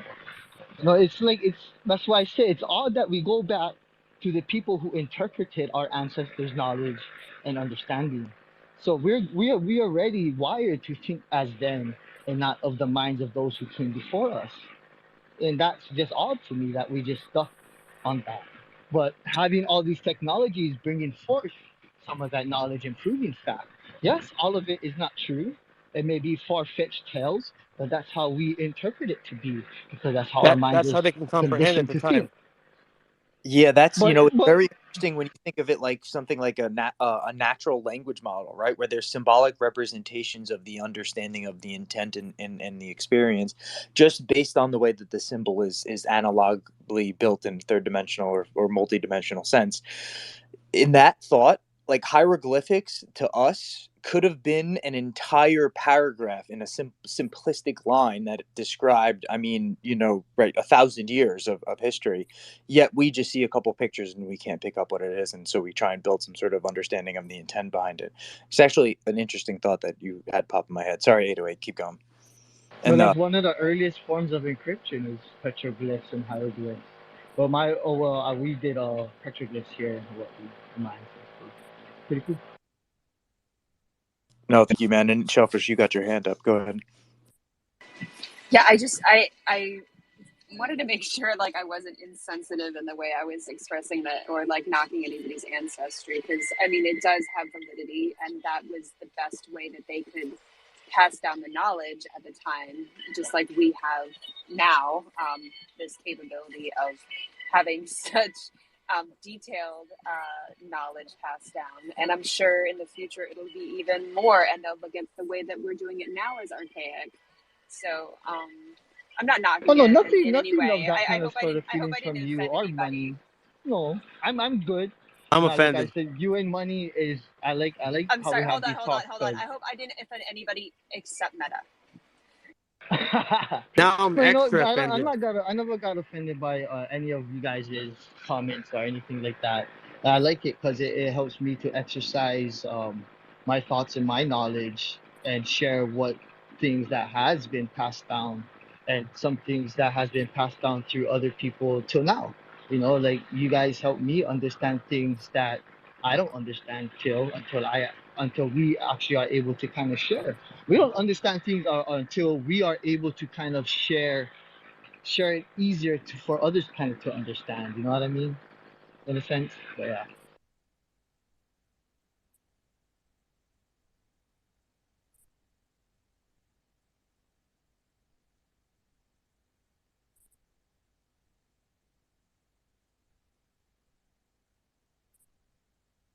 So how do you measure what the truth is? How is truth measured? Can we ever get to an absolute truth? No, I don't think there's anything absolute. I personally believe in the seven hermetical principles, where there is no actual truth. There is only half truth, and what that really means is your truth is your own truth. What you believe to be reality is what reality is to you, and I don't think any definition of trying to this is something we see unfortunately in a structure of the way that incentive society sociologically interacts today, is the patterned recognizations of thinking that there must be a truth, and so we must all align on the same kind of methodology of existing. And I think over time, especially with these tool sets that we're having come out now, the complexity of the understanding of this awareness behind the sociological means of the interactions we have every day, going back to the Fibonacci sequence, right? Just these electromagnetic frequencies and how their interactions with us as a physical unit in our synaptics literally builds the bridge in which we identify with our experience of what we want to experience, the identity of who we are. And so, this patterned recognition of being able to actually physically learn how to build that ourselves with So the. there, so there's truths at the moment that we need that we can use that truth at that moment. It's true to us until changed otherwise. Until like there's Albert Einstein and there's Meta Man. Here, can I expand on that a little bit? I can't raise my hand because I'm on my I laptop. It changed doesn't that. give Yeah, me an I got you. option. Yeah, go ahead. I was wondering that, Cheesecake. Is it not give you the option to raise your hand? Oh, No, that's it doesn't. And I don't see anybody else's It hands up does. either. Oh, my It bad. it does. It does. It's just up in the three dots in the corner. Oh, It's it not is on up the, top? yeah, what the I three thought. dots in the upper right hand Nope. corner. Doesn't give it to me. It doesn't That's give it to strange. me there or at the heart Did you guys for hear the me or did you guys not hear my truth? verses. Cheesecake is talking right now, Meta. Maybe Oh, I'm gonna drop you shucks. down and bring you back up. All right. You have to drop, I can drop myself down. You don't gotta drop me. I got him. Okay. Okay. Sorry, So, Cheesecake. Go so ahead though. on the Hermetic principles where it talks about the half truths, the way I see it, anyways, is everybody's it all comes down to everybody's paradigm, and everybody's paradigm is equal to a snowflake. That there's no two paradigms the same, and so the way we view the world and the way we view everything and approach it is unique, and so our truths are unique as well, and that is why there's only half truths, because the way you perceive an event and the way I perceive an event is different, so we can explain it in two different ways, which each one is equally true to the other, even though there are differences in the explanation. And it would be the same way as everybody that interprets those explanations are going to interpret them differently, equal to their own paradigm's uniqueness, and so therefore you can't have whole truths.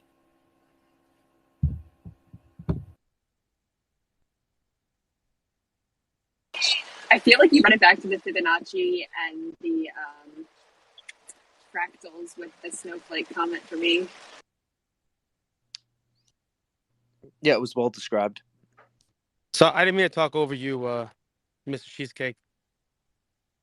You're fine. Go ahead, Meta. You're fine, dude. No, I just wanted to say that. And also, yes, what I was saying, if I was talking, I was saying that it's true to you at that time when you need.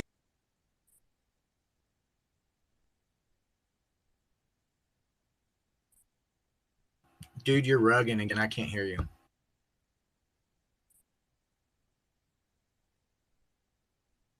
Oh, on another note, Neuralink just announced their first human trials are coming up. Their first human clinical trials, I should say.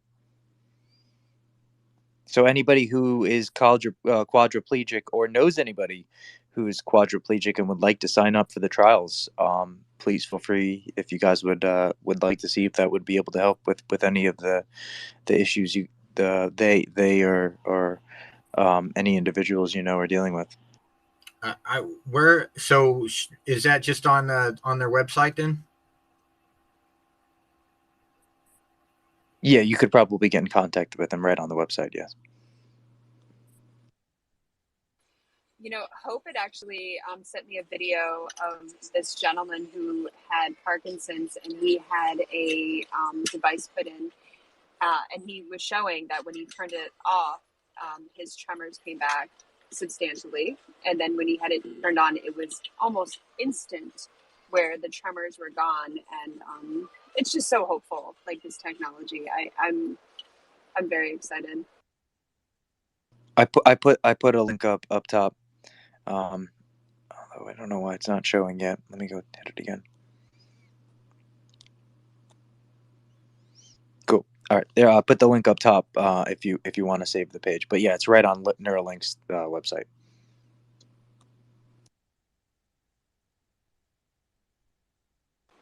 I wonder how long the waiting list is going to be. Hold on. That device, the gentleman said that they were only able to do, I think it was something like either 400 a year in Canada for the device that he had installed. Yeah, I mean they're behind, right? Neuralink, personally as a company, they're an underdog. As there are things like the brain chip in China, and the BCI that have already been out and have had already clinical trials. So, and there are a couple other smaller ones that have been tested and are out there. So I mean, it's definitely a working tech. And then you have things like what Apple's trying to build with their Vision Pro, and so the ability to have the attachment of the visualization in a virtual setting and an augmented reality setting combined with something like a brain chip, I think definitely is like 2025 what we see become something really popular, in my opinion. Have you looked more into Alpha Fold 2.0? The one they're looking more towards for the upgrading of what you're sharing about Google's DeepMind. both being competitors. But I don't know if you saw what I posted. Actually, I did post it above up top. Did you? Is that why you made the comment about the deep mind? Yeah, that's why I commented, because that was an amazing discovery they had used, and found, being able to see structures of proteins using such technology, and be able to show it in a world where we can use it to exact medical studies and other things. Crazy shit.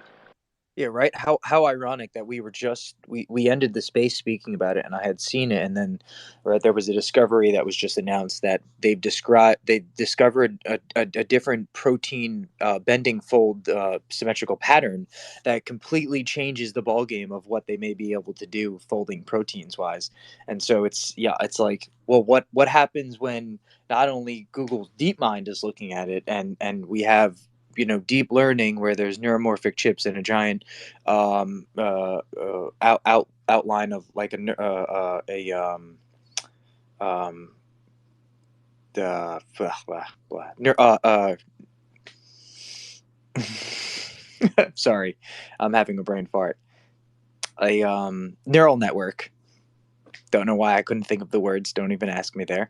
But when we have something like a neural network, and we can diagnose this information using a quantum computer for the computational, so the speed of the computation can be done at a exceeding rate of 100 tenfold of what we have today. The maybe even 1,000 tenfold, yeah, probably more like 1,000 or 10,000 tenfold of what we have today. So 10,000 to the squared to the squared power. um yeah, I could totally see where we could like develop all of these different biological means of protein folding in a matter of a year or two.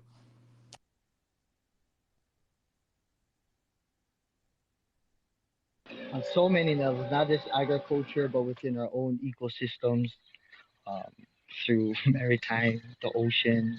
There's a lot of things that we could use a lot of this technology to benefit a lot of people.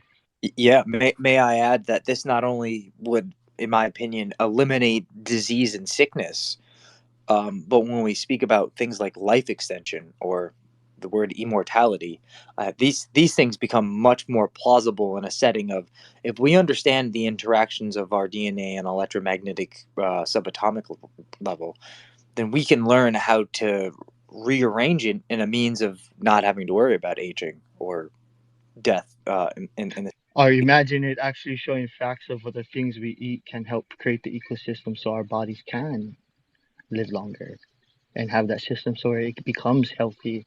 Now, yeah, I like how you bring up the I think how the frequency proteins and has a big role disease. in that. Like, because if you are really happy and you have peace of mind, then I don't think that a lot of the things that ail us have an effect on you. And it's when you are brought down to a lower vibration because you're depressed, or because your negative thinking and emotions will allow those ailments to affect you, because you're closer to that frequency range. So I think there's a lot more than just I think that if we get ourselves right internally and get our hearts and our minds in sync with each other, like, it doesn't matter what they put in our food. Like, we're going to live longer, we're going to be healthier. And the social construct that builds around that, because there is strength in numbers, will will reinforce and allow the I like that you added that, cheesecake, because that's what I was gonna get to too. Because it's not just what you put into your body, and also what you put into your mind, and what you have affect your mind. It's just as important. Like, I was gonna say something, but some people's toes get stepped on. But yeah, but it goes falls under a I lot of things that been passed down, where we have to understand there's foods out there that helps us protect our body, helps us create that ecosystem to where we can live healthy and create our minds to be strong, and have that, and it also helps us to be mentally strong and consciously strong, and it just breeds it all. But all interconnects and all intermingles with each other and affects each other as much as it does, yeah, everyone else. Hey, and I apologize for cutting you off earlier, and I'm really bad about that. I want to add No, back. bro, you don't have the I don't wave your apologize hand for anything. thing. All You right, need the well, wave your hand thing. You gotta tell Elon Musk to fix that. I know. So Joe Dispenza has proven through his research and his meditation techniques that your body has the ability to produce all the nutrients without putting any in your body through food or anything else. Um, it's he has that documented in uh, Becoming Supernatural, the book. It's a very interesting thing where it falls in line with my belief that I think not only do we eat too much as society, but I almost think that we sometimes I really do feel like I don't we don't need to eat at all or drink. I think we've unfortunately trapped ourselves or our bodies in this sense of particle retention where from a physical I'm not drinking the Kool-Aid, man. we can go into shock. Well, you've been eating for 25, 30 years of your life, right? 40, 50 years, 3 meals a day concurrently, right? Your body, from a physical sense, can go into shock because the particles are not going to be used to what they've been. It already got morphed by what you fed it into something that now it has to happen. Well, Yeah, belief has a big role in it too. sorry, what was that? Go ahead. Belief, your belief system, what you believe to be true is your truth. So if you believe that that is not possible, then it will never be possible for you because you don't believe it to be true.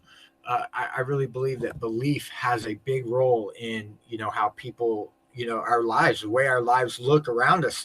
It all is a reflection of what we are internally, and that stems from what we believe, which is our paradigm.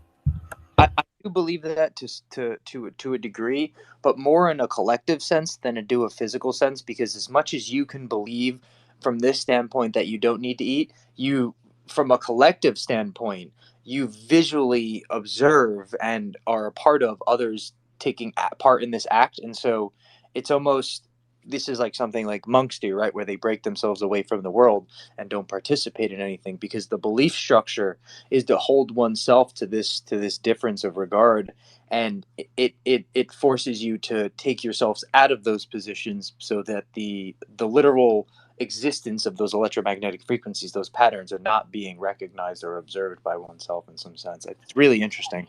Well, um I agree with that. yeah, it's really interesting when you think of it like from that aspect. I don't know who had their hands up though. I'm sorry about that. Meta It was though. me first. So was me. Go ahead, Meta, and then Shellfish and Nunks. No, I'm just kidding. Ladies first. I think Nunks is the first one up. Go ahead, Nunks.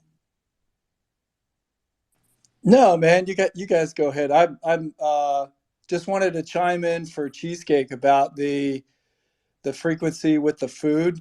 They say that if you are around bees and you're a beekeeper, those are the longest lifespan of humans on Earth are beekeepers. And my belief in what they've recently just released is that the bees put out a frequency, a harmonic frequency from their levitation, right? From their anti-gravity or whatever, and then it puts that out. And then just a quick note to death, if you did not know this, you are an infinite rainbow being of light. And if you did not have your body and if you just were you, you would still be you, but you would be this beautiful, like spectrum from 528 all the way down the line, my friend, and you'd be beautiful. You'd just be this glowing being. So yeah, dude, you won't need to eat. You won't need to eat anything but love, right? That's what our etheric food is, right? Is love. So keep that. But Keep take that. take the word human, break it down into two: hue, which is light, and then man, um, manifestation. So we are uh, a light manifestation, possibly. Yeah, the ETs say if you could only see what you look like, you would stop doing all the crap that you do, and you'd be like, oh my God, we're this or we're that. But yeah, I would love to actually see that. I know people can see people's auras and all this kind of stuff, and I believe that because it's scientific.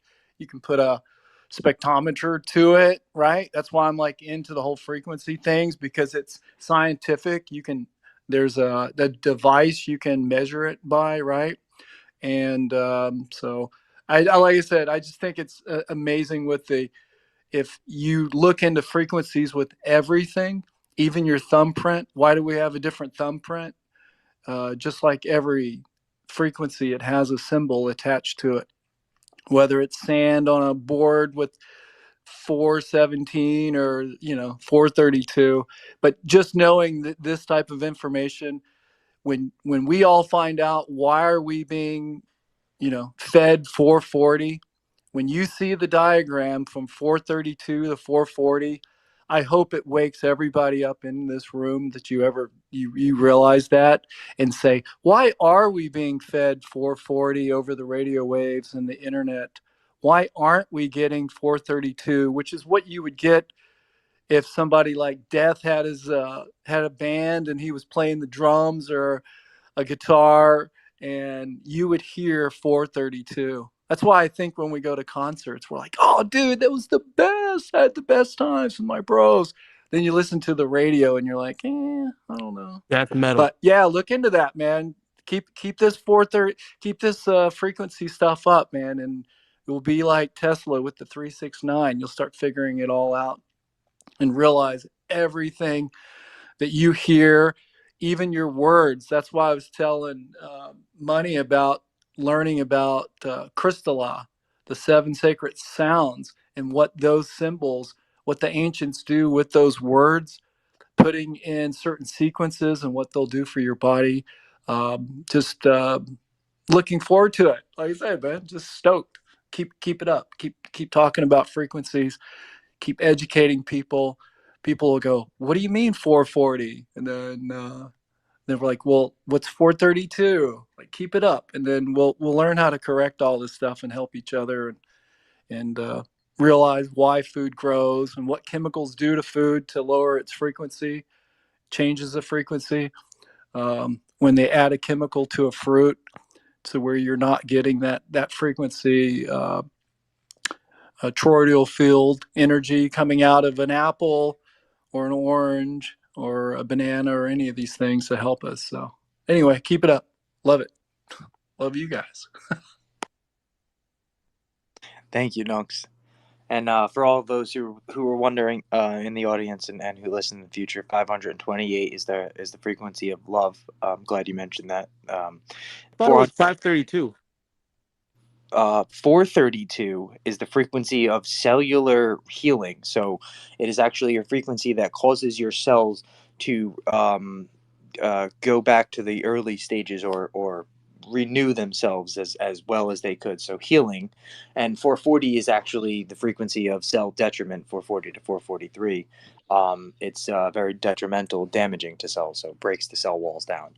808, did you have your hand up first? Maybe it Oh was no, Shellfish had her hand. But I was just gonna say they actually have a medical unit called the 10 user that uses electromagnetic waves for to help cell regeneration.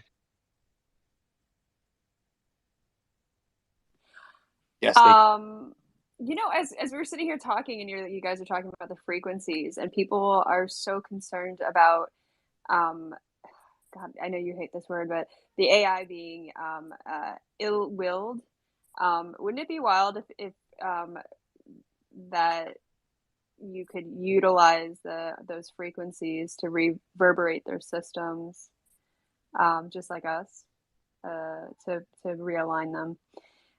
But I was gonna say about our food sources and not being able to eat as much. I did this one therapy like years ago called Hero's Journey. And I remember, so we were there for like a week where we had like no TV, no technology, like nothing. It was just like in a small group setting, which was really cool because you kind of bond with the people there. But at the beginning of the week, they have like all this food on the table, which is like garbage food because people are like craving because you eat your feelings, right? So there was like cookies and candy and soda and coffee was constantly on. And there was like healthy food there too, but like nobody ever picks that in the beginning. They don't want like the garbage food because your cortisol levels are so high because of pain and depression that's the first thing you go for is like the sugar because you want to reinforce it in your body, and the bad bacteria and everything is like feed me sugar, right? And so then it's like this whole pain cycle. But by the end of the week, the people gradually pull away from the sugars, pull away from the garbage food, and actually are craving like real sustenance. And you see people grabbing an apple and going for water instead of all the stuff that actually never really fulfilled them. They were eating because they were eating their emotions, and then their body was craving the real, the live food and the water to actually repair the DNA and actually feed the nutrient rich food. So it's pretty cool if you start evaluating what you're eating and putting into your body, and why, like what purpose is it serving when you're eating it.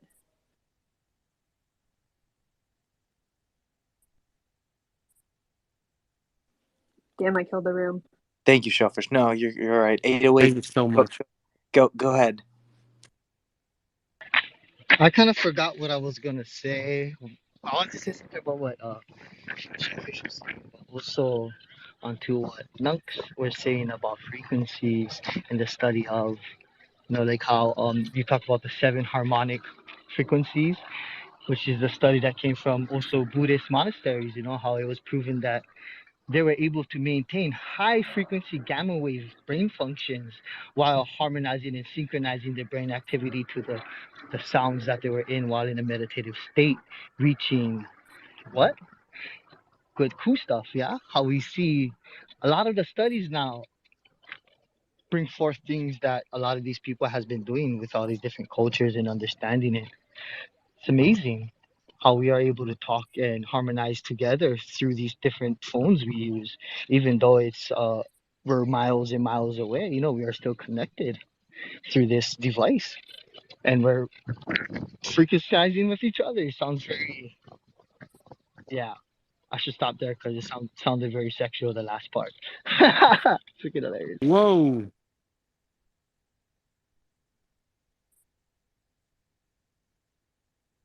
That's the Hawaiian flavor right there. So, hey, Meta, I know I got that island flavor, bro, but The I'm a island married flavor. man. I'm not married man, bro. Hey, easy guys. He's a married man.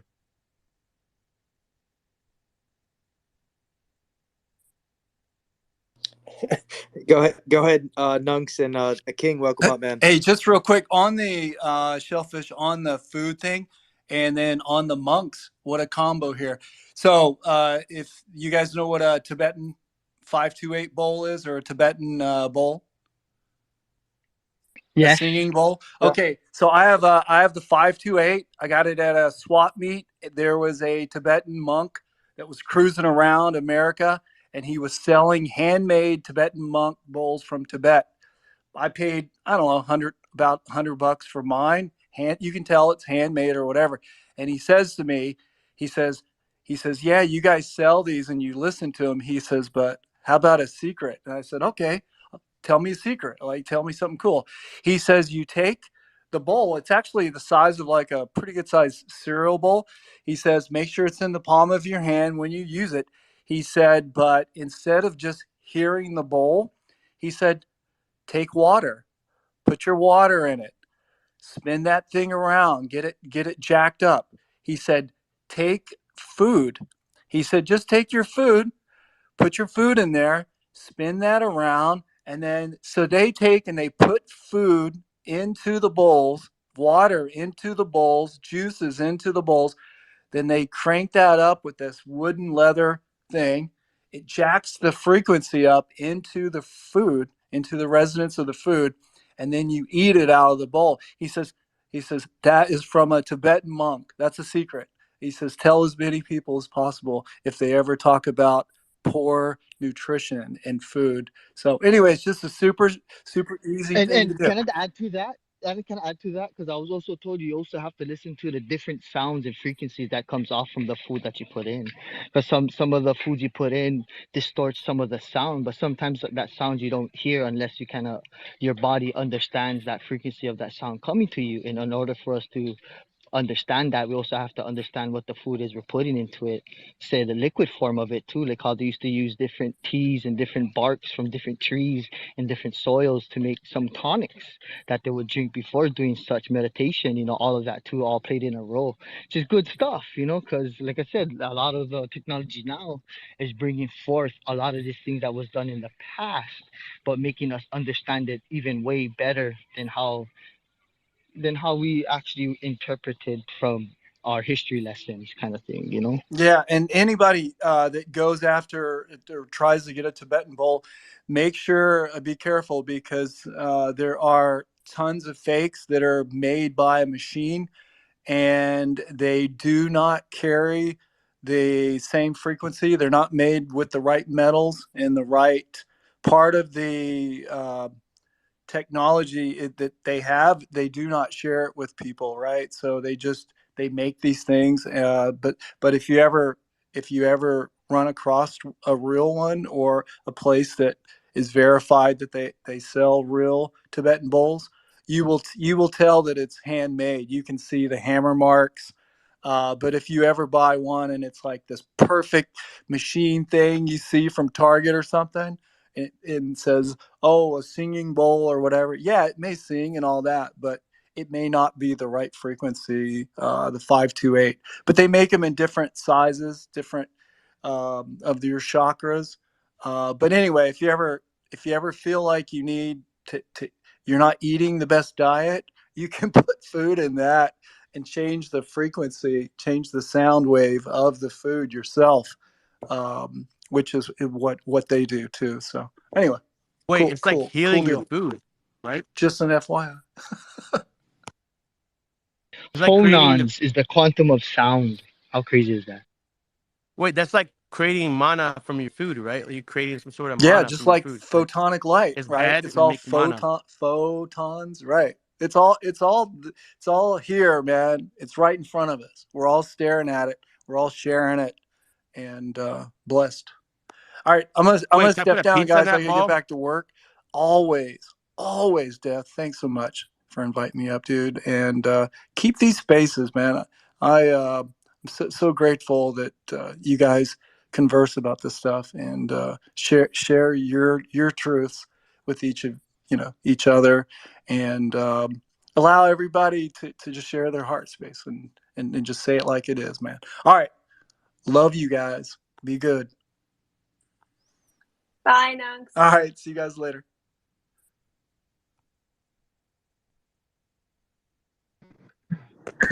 Awesome. Meta, did you speak beforehand? Because you kind of made comments and stuff, but I didn't know if you got. I said, can I Yeah. put a pizza in that ball and put it in the right frequency and eat the pizza? All right, King, go ahead, man. Thank you for raising your hand. Hey everybody, thank you for having me up. Very interesting uh, subjects all across. And on the singing bowl topic, just wanted to add a little gift for you guys.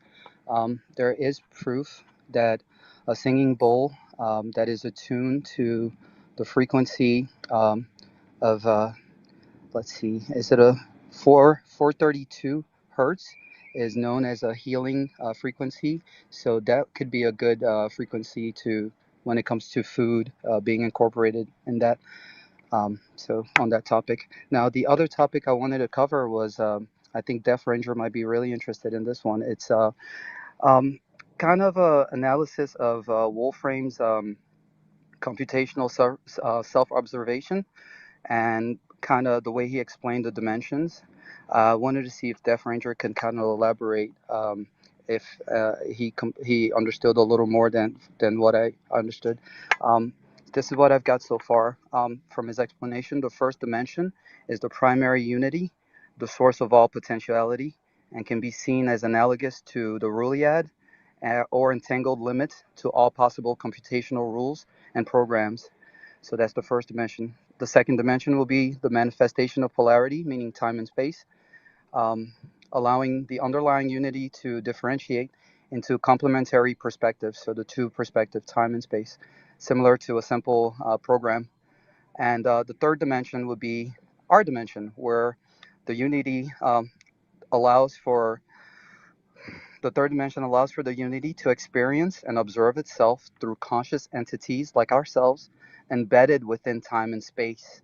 So uh, it's kind of akin to his view on human cognition as taking a simple slice of the whole, meaning that our individual perception, although different and although unique, contributes to the whole, and therefore our individual truth, uh, when combined together, equals the all truth, and therefore the unity.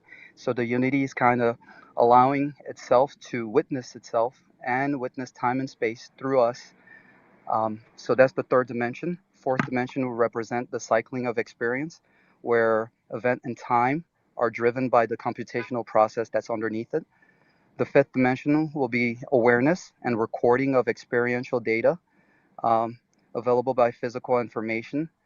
Um, and the sixth dimension is where I'm really interested in, because it's the dimension where the ability to modify experience and event outcome by directing computational resource analogous to consciously programming reality.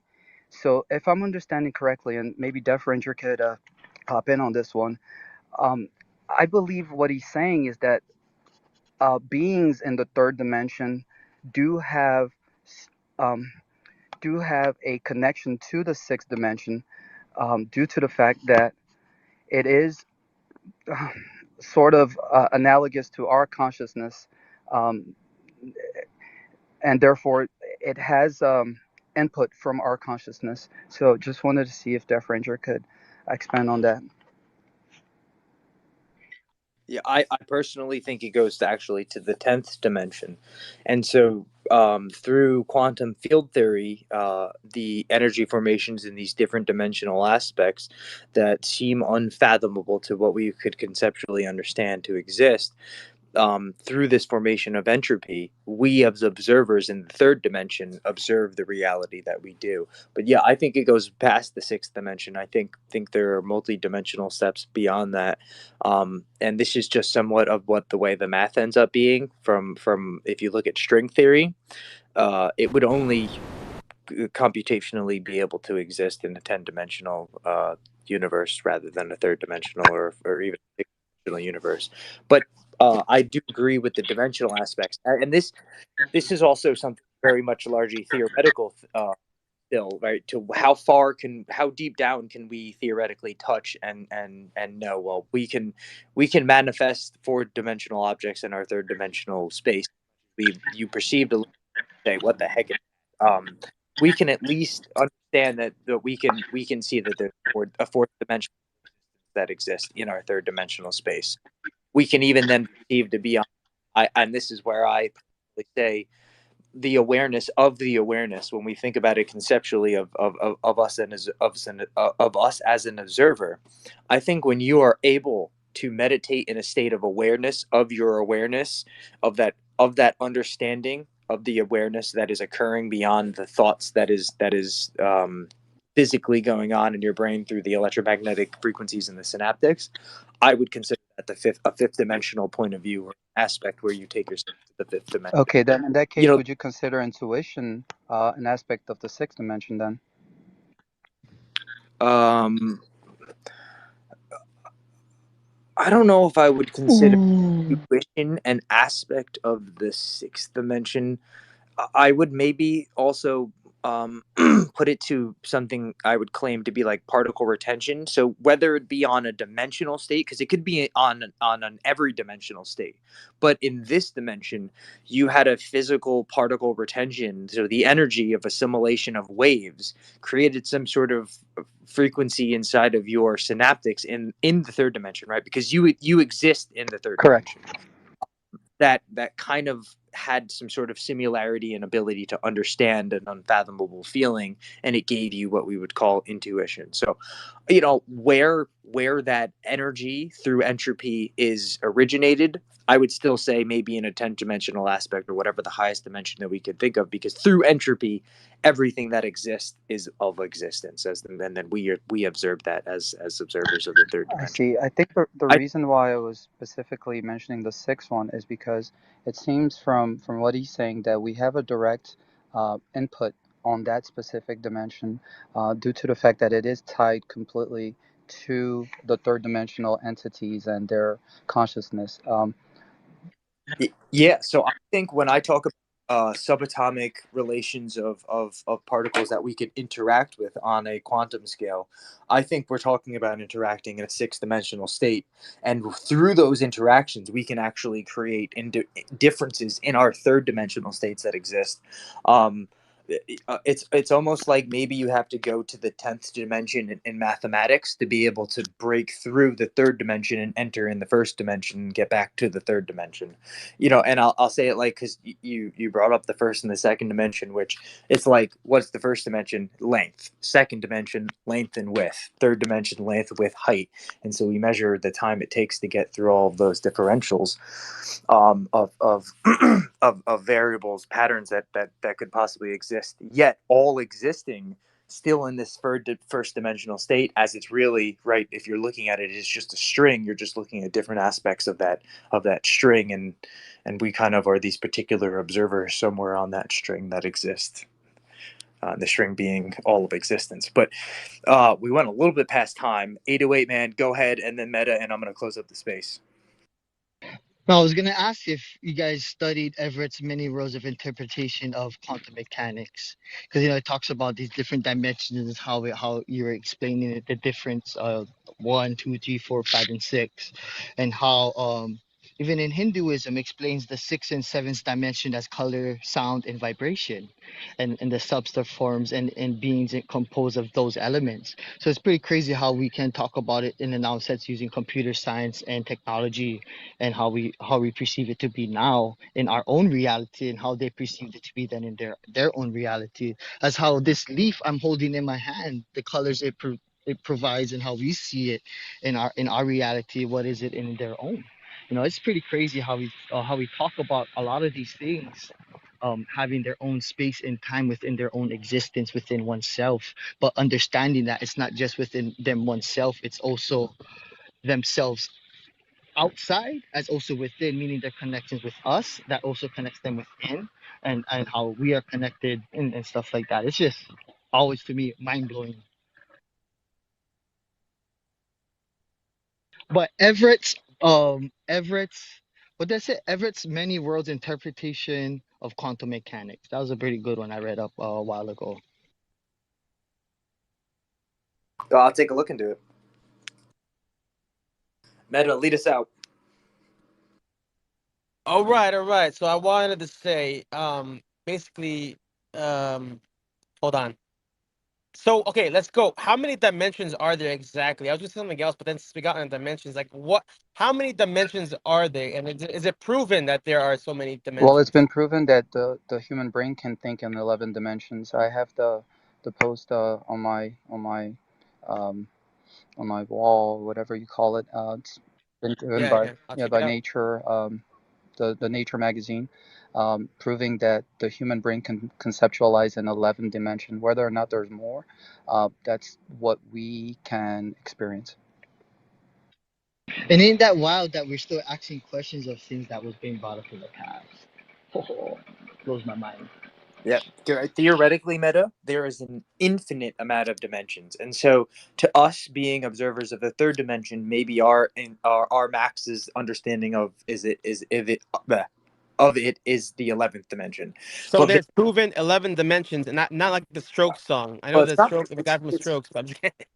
it's not proven physically, but it can be proven mathematically, at Right. least the 10th dimension, that try and describe the way that all the energy and patterns exist interacting with each other. But right, to a being that exists in the ninth dimension, what if they are able to assimilate in something like the 14th dimension? And so what about the beings that exist in the 14th dimension. If all of consciousness is energy and energy is consciousness, right? If the underlying particle represents the whole, Right. then there's an infinite amount of dimensions and infinite amount of possibilities But down how, that infinite pathway. how about this, Death? So dimensions only measured by the light. It's like I'm thinking about a wall, and the dimension is like a shape. So whatever the light hits, that's a new dimension, right? So that's what it is. It's the light hitting that wall, that metaphorical wall, right? I'm sorry, I'm not seeing the I'm same okay. picture. What I'm okay. Dimensions, right? It's shapes, right? It's shapes that we were talking about, Different shapes aspects. We can call right? them dimensional So aspects. so the way we can see those shapes is through light, right?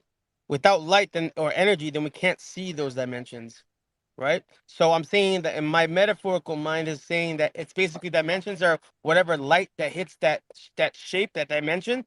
It's called dimension. You know what I'm saying? I'm shapes and light. So the only way you can see those shapes is through light or energy. I guess I'll agree with you. Although Oh, you guess. Oh, excuse me. I Okay. don't I don't know if I'm necessarily agreeing with what you meant for me to agree with, but you were technically right.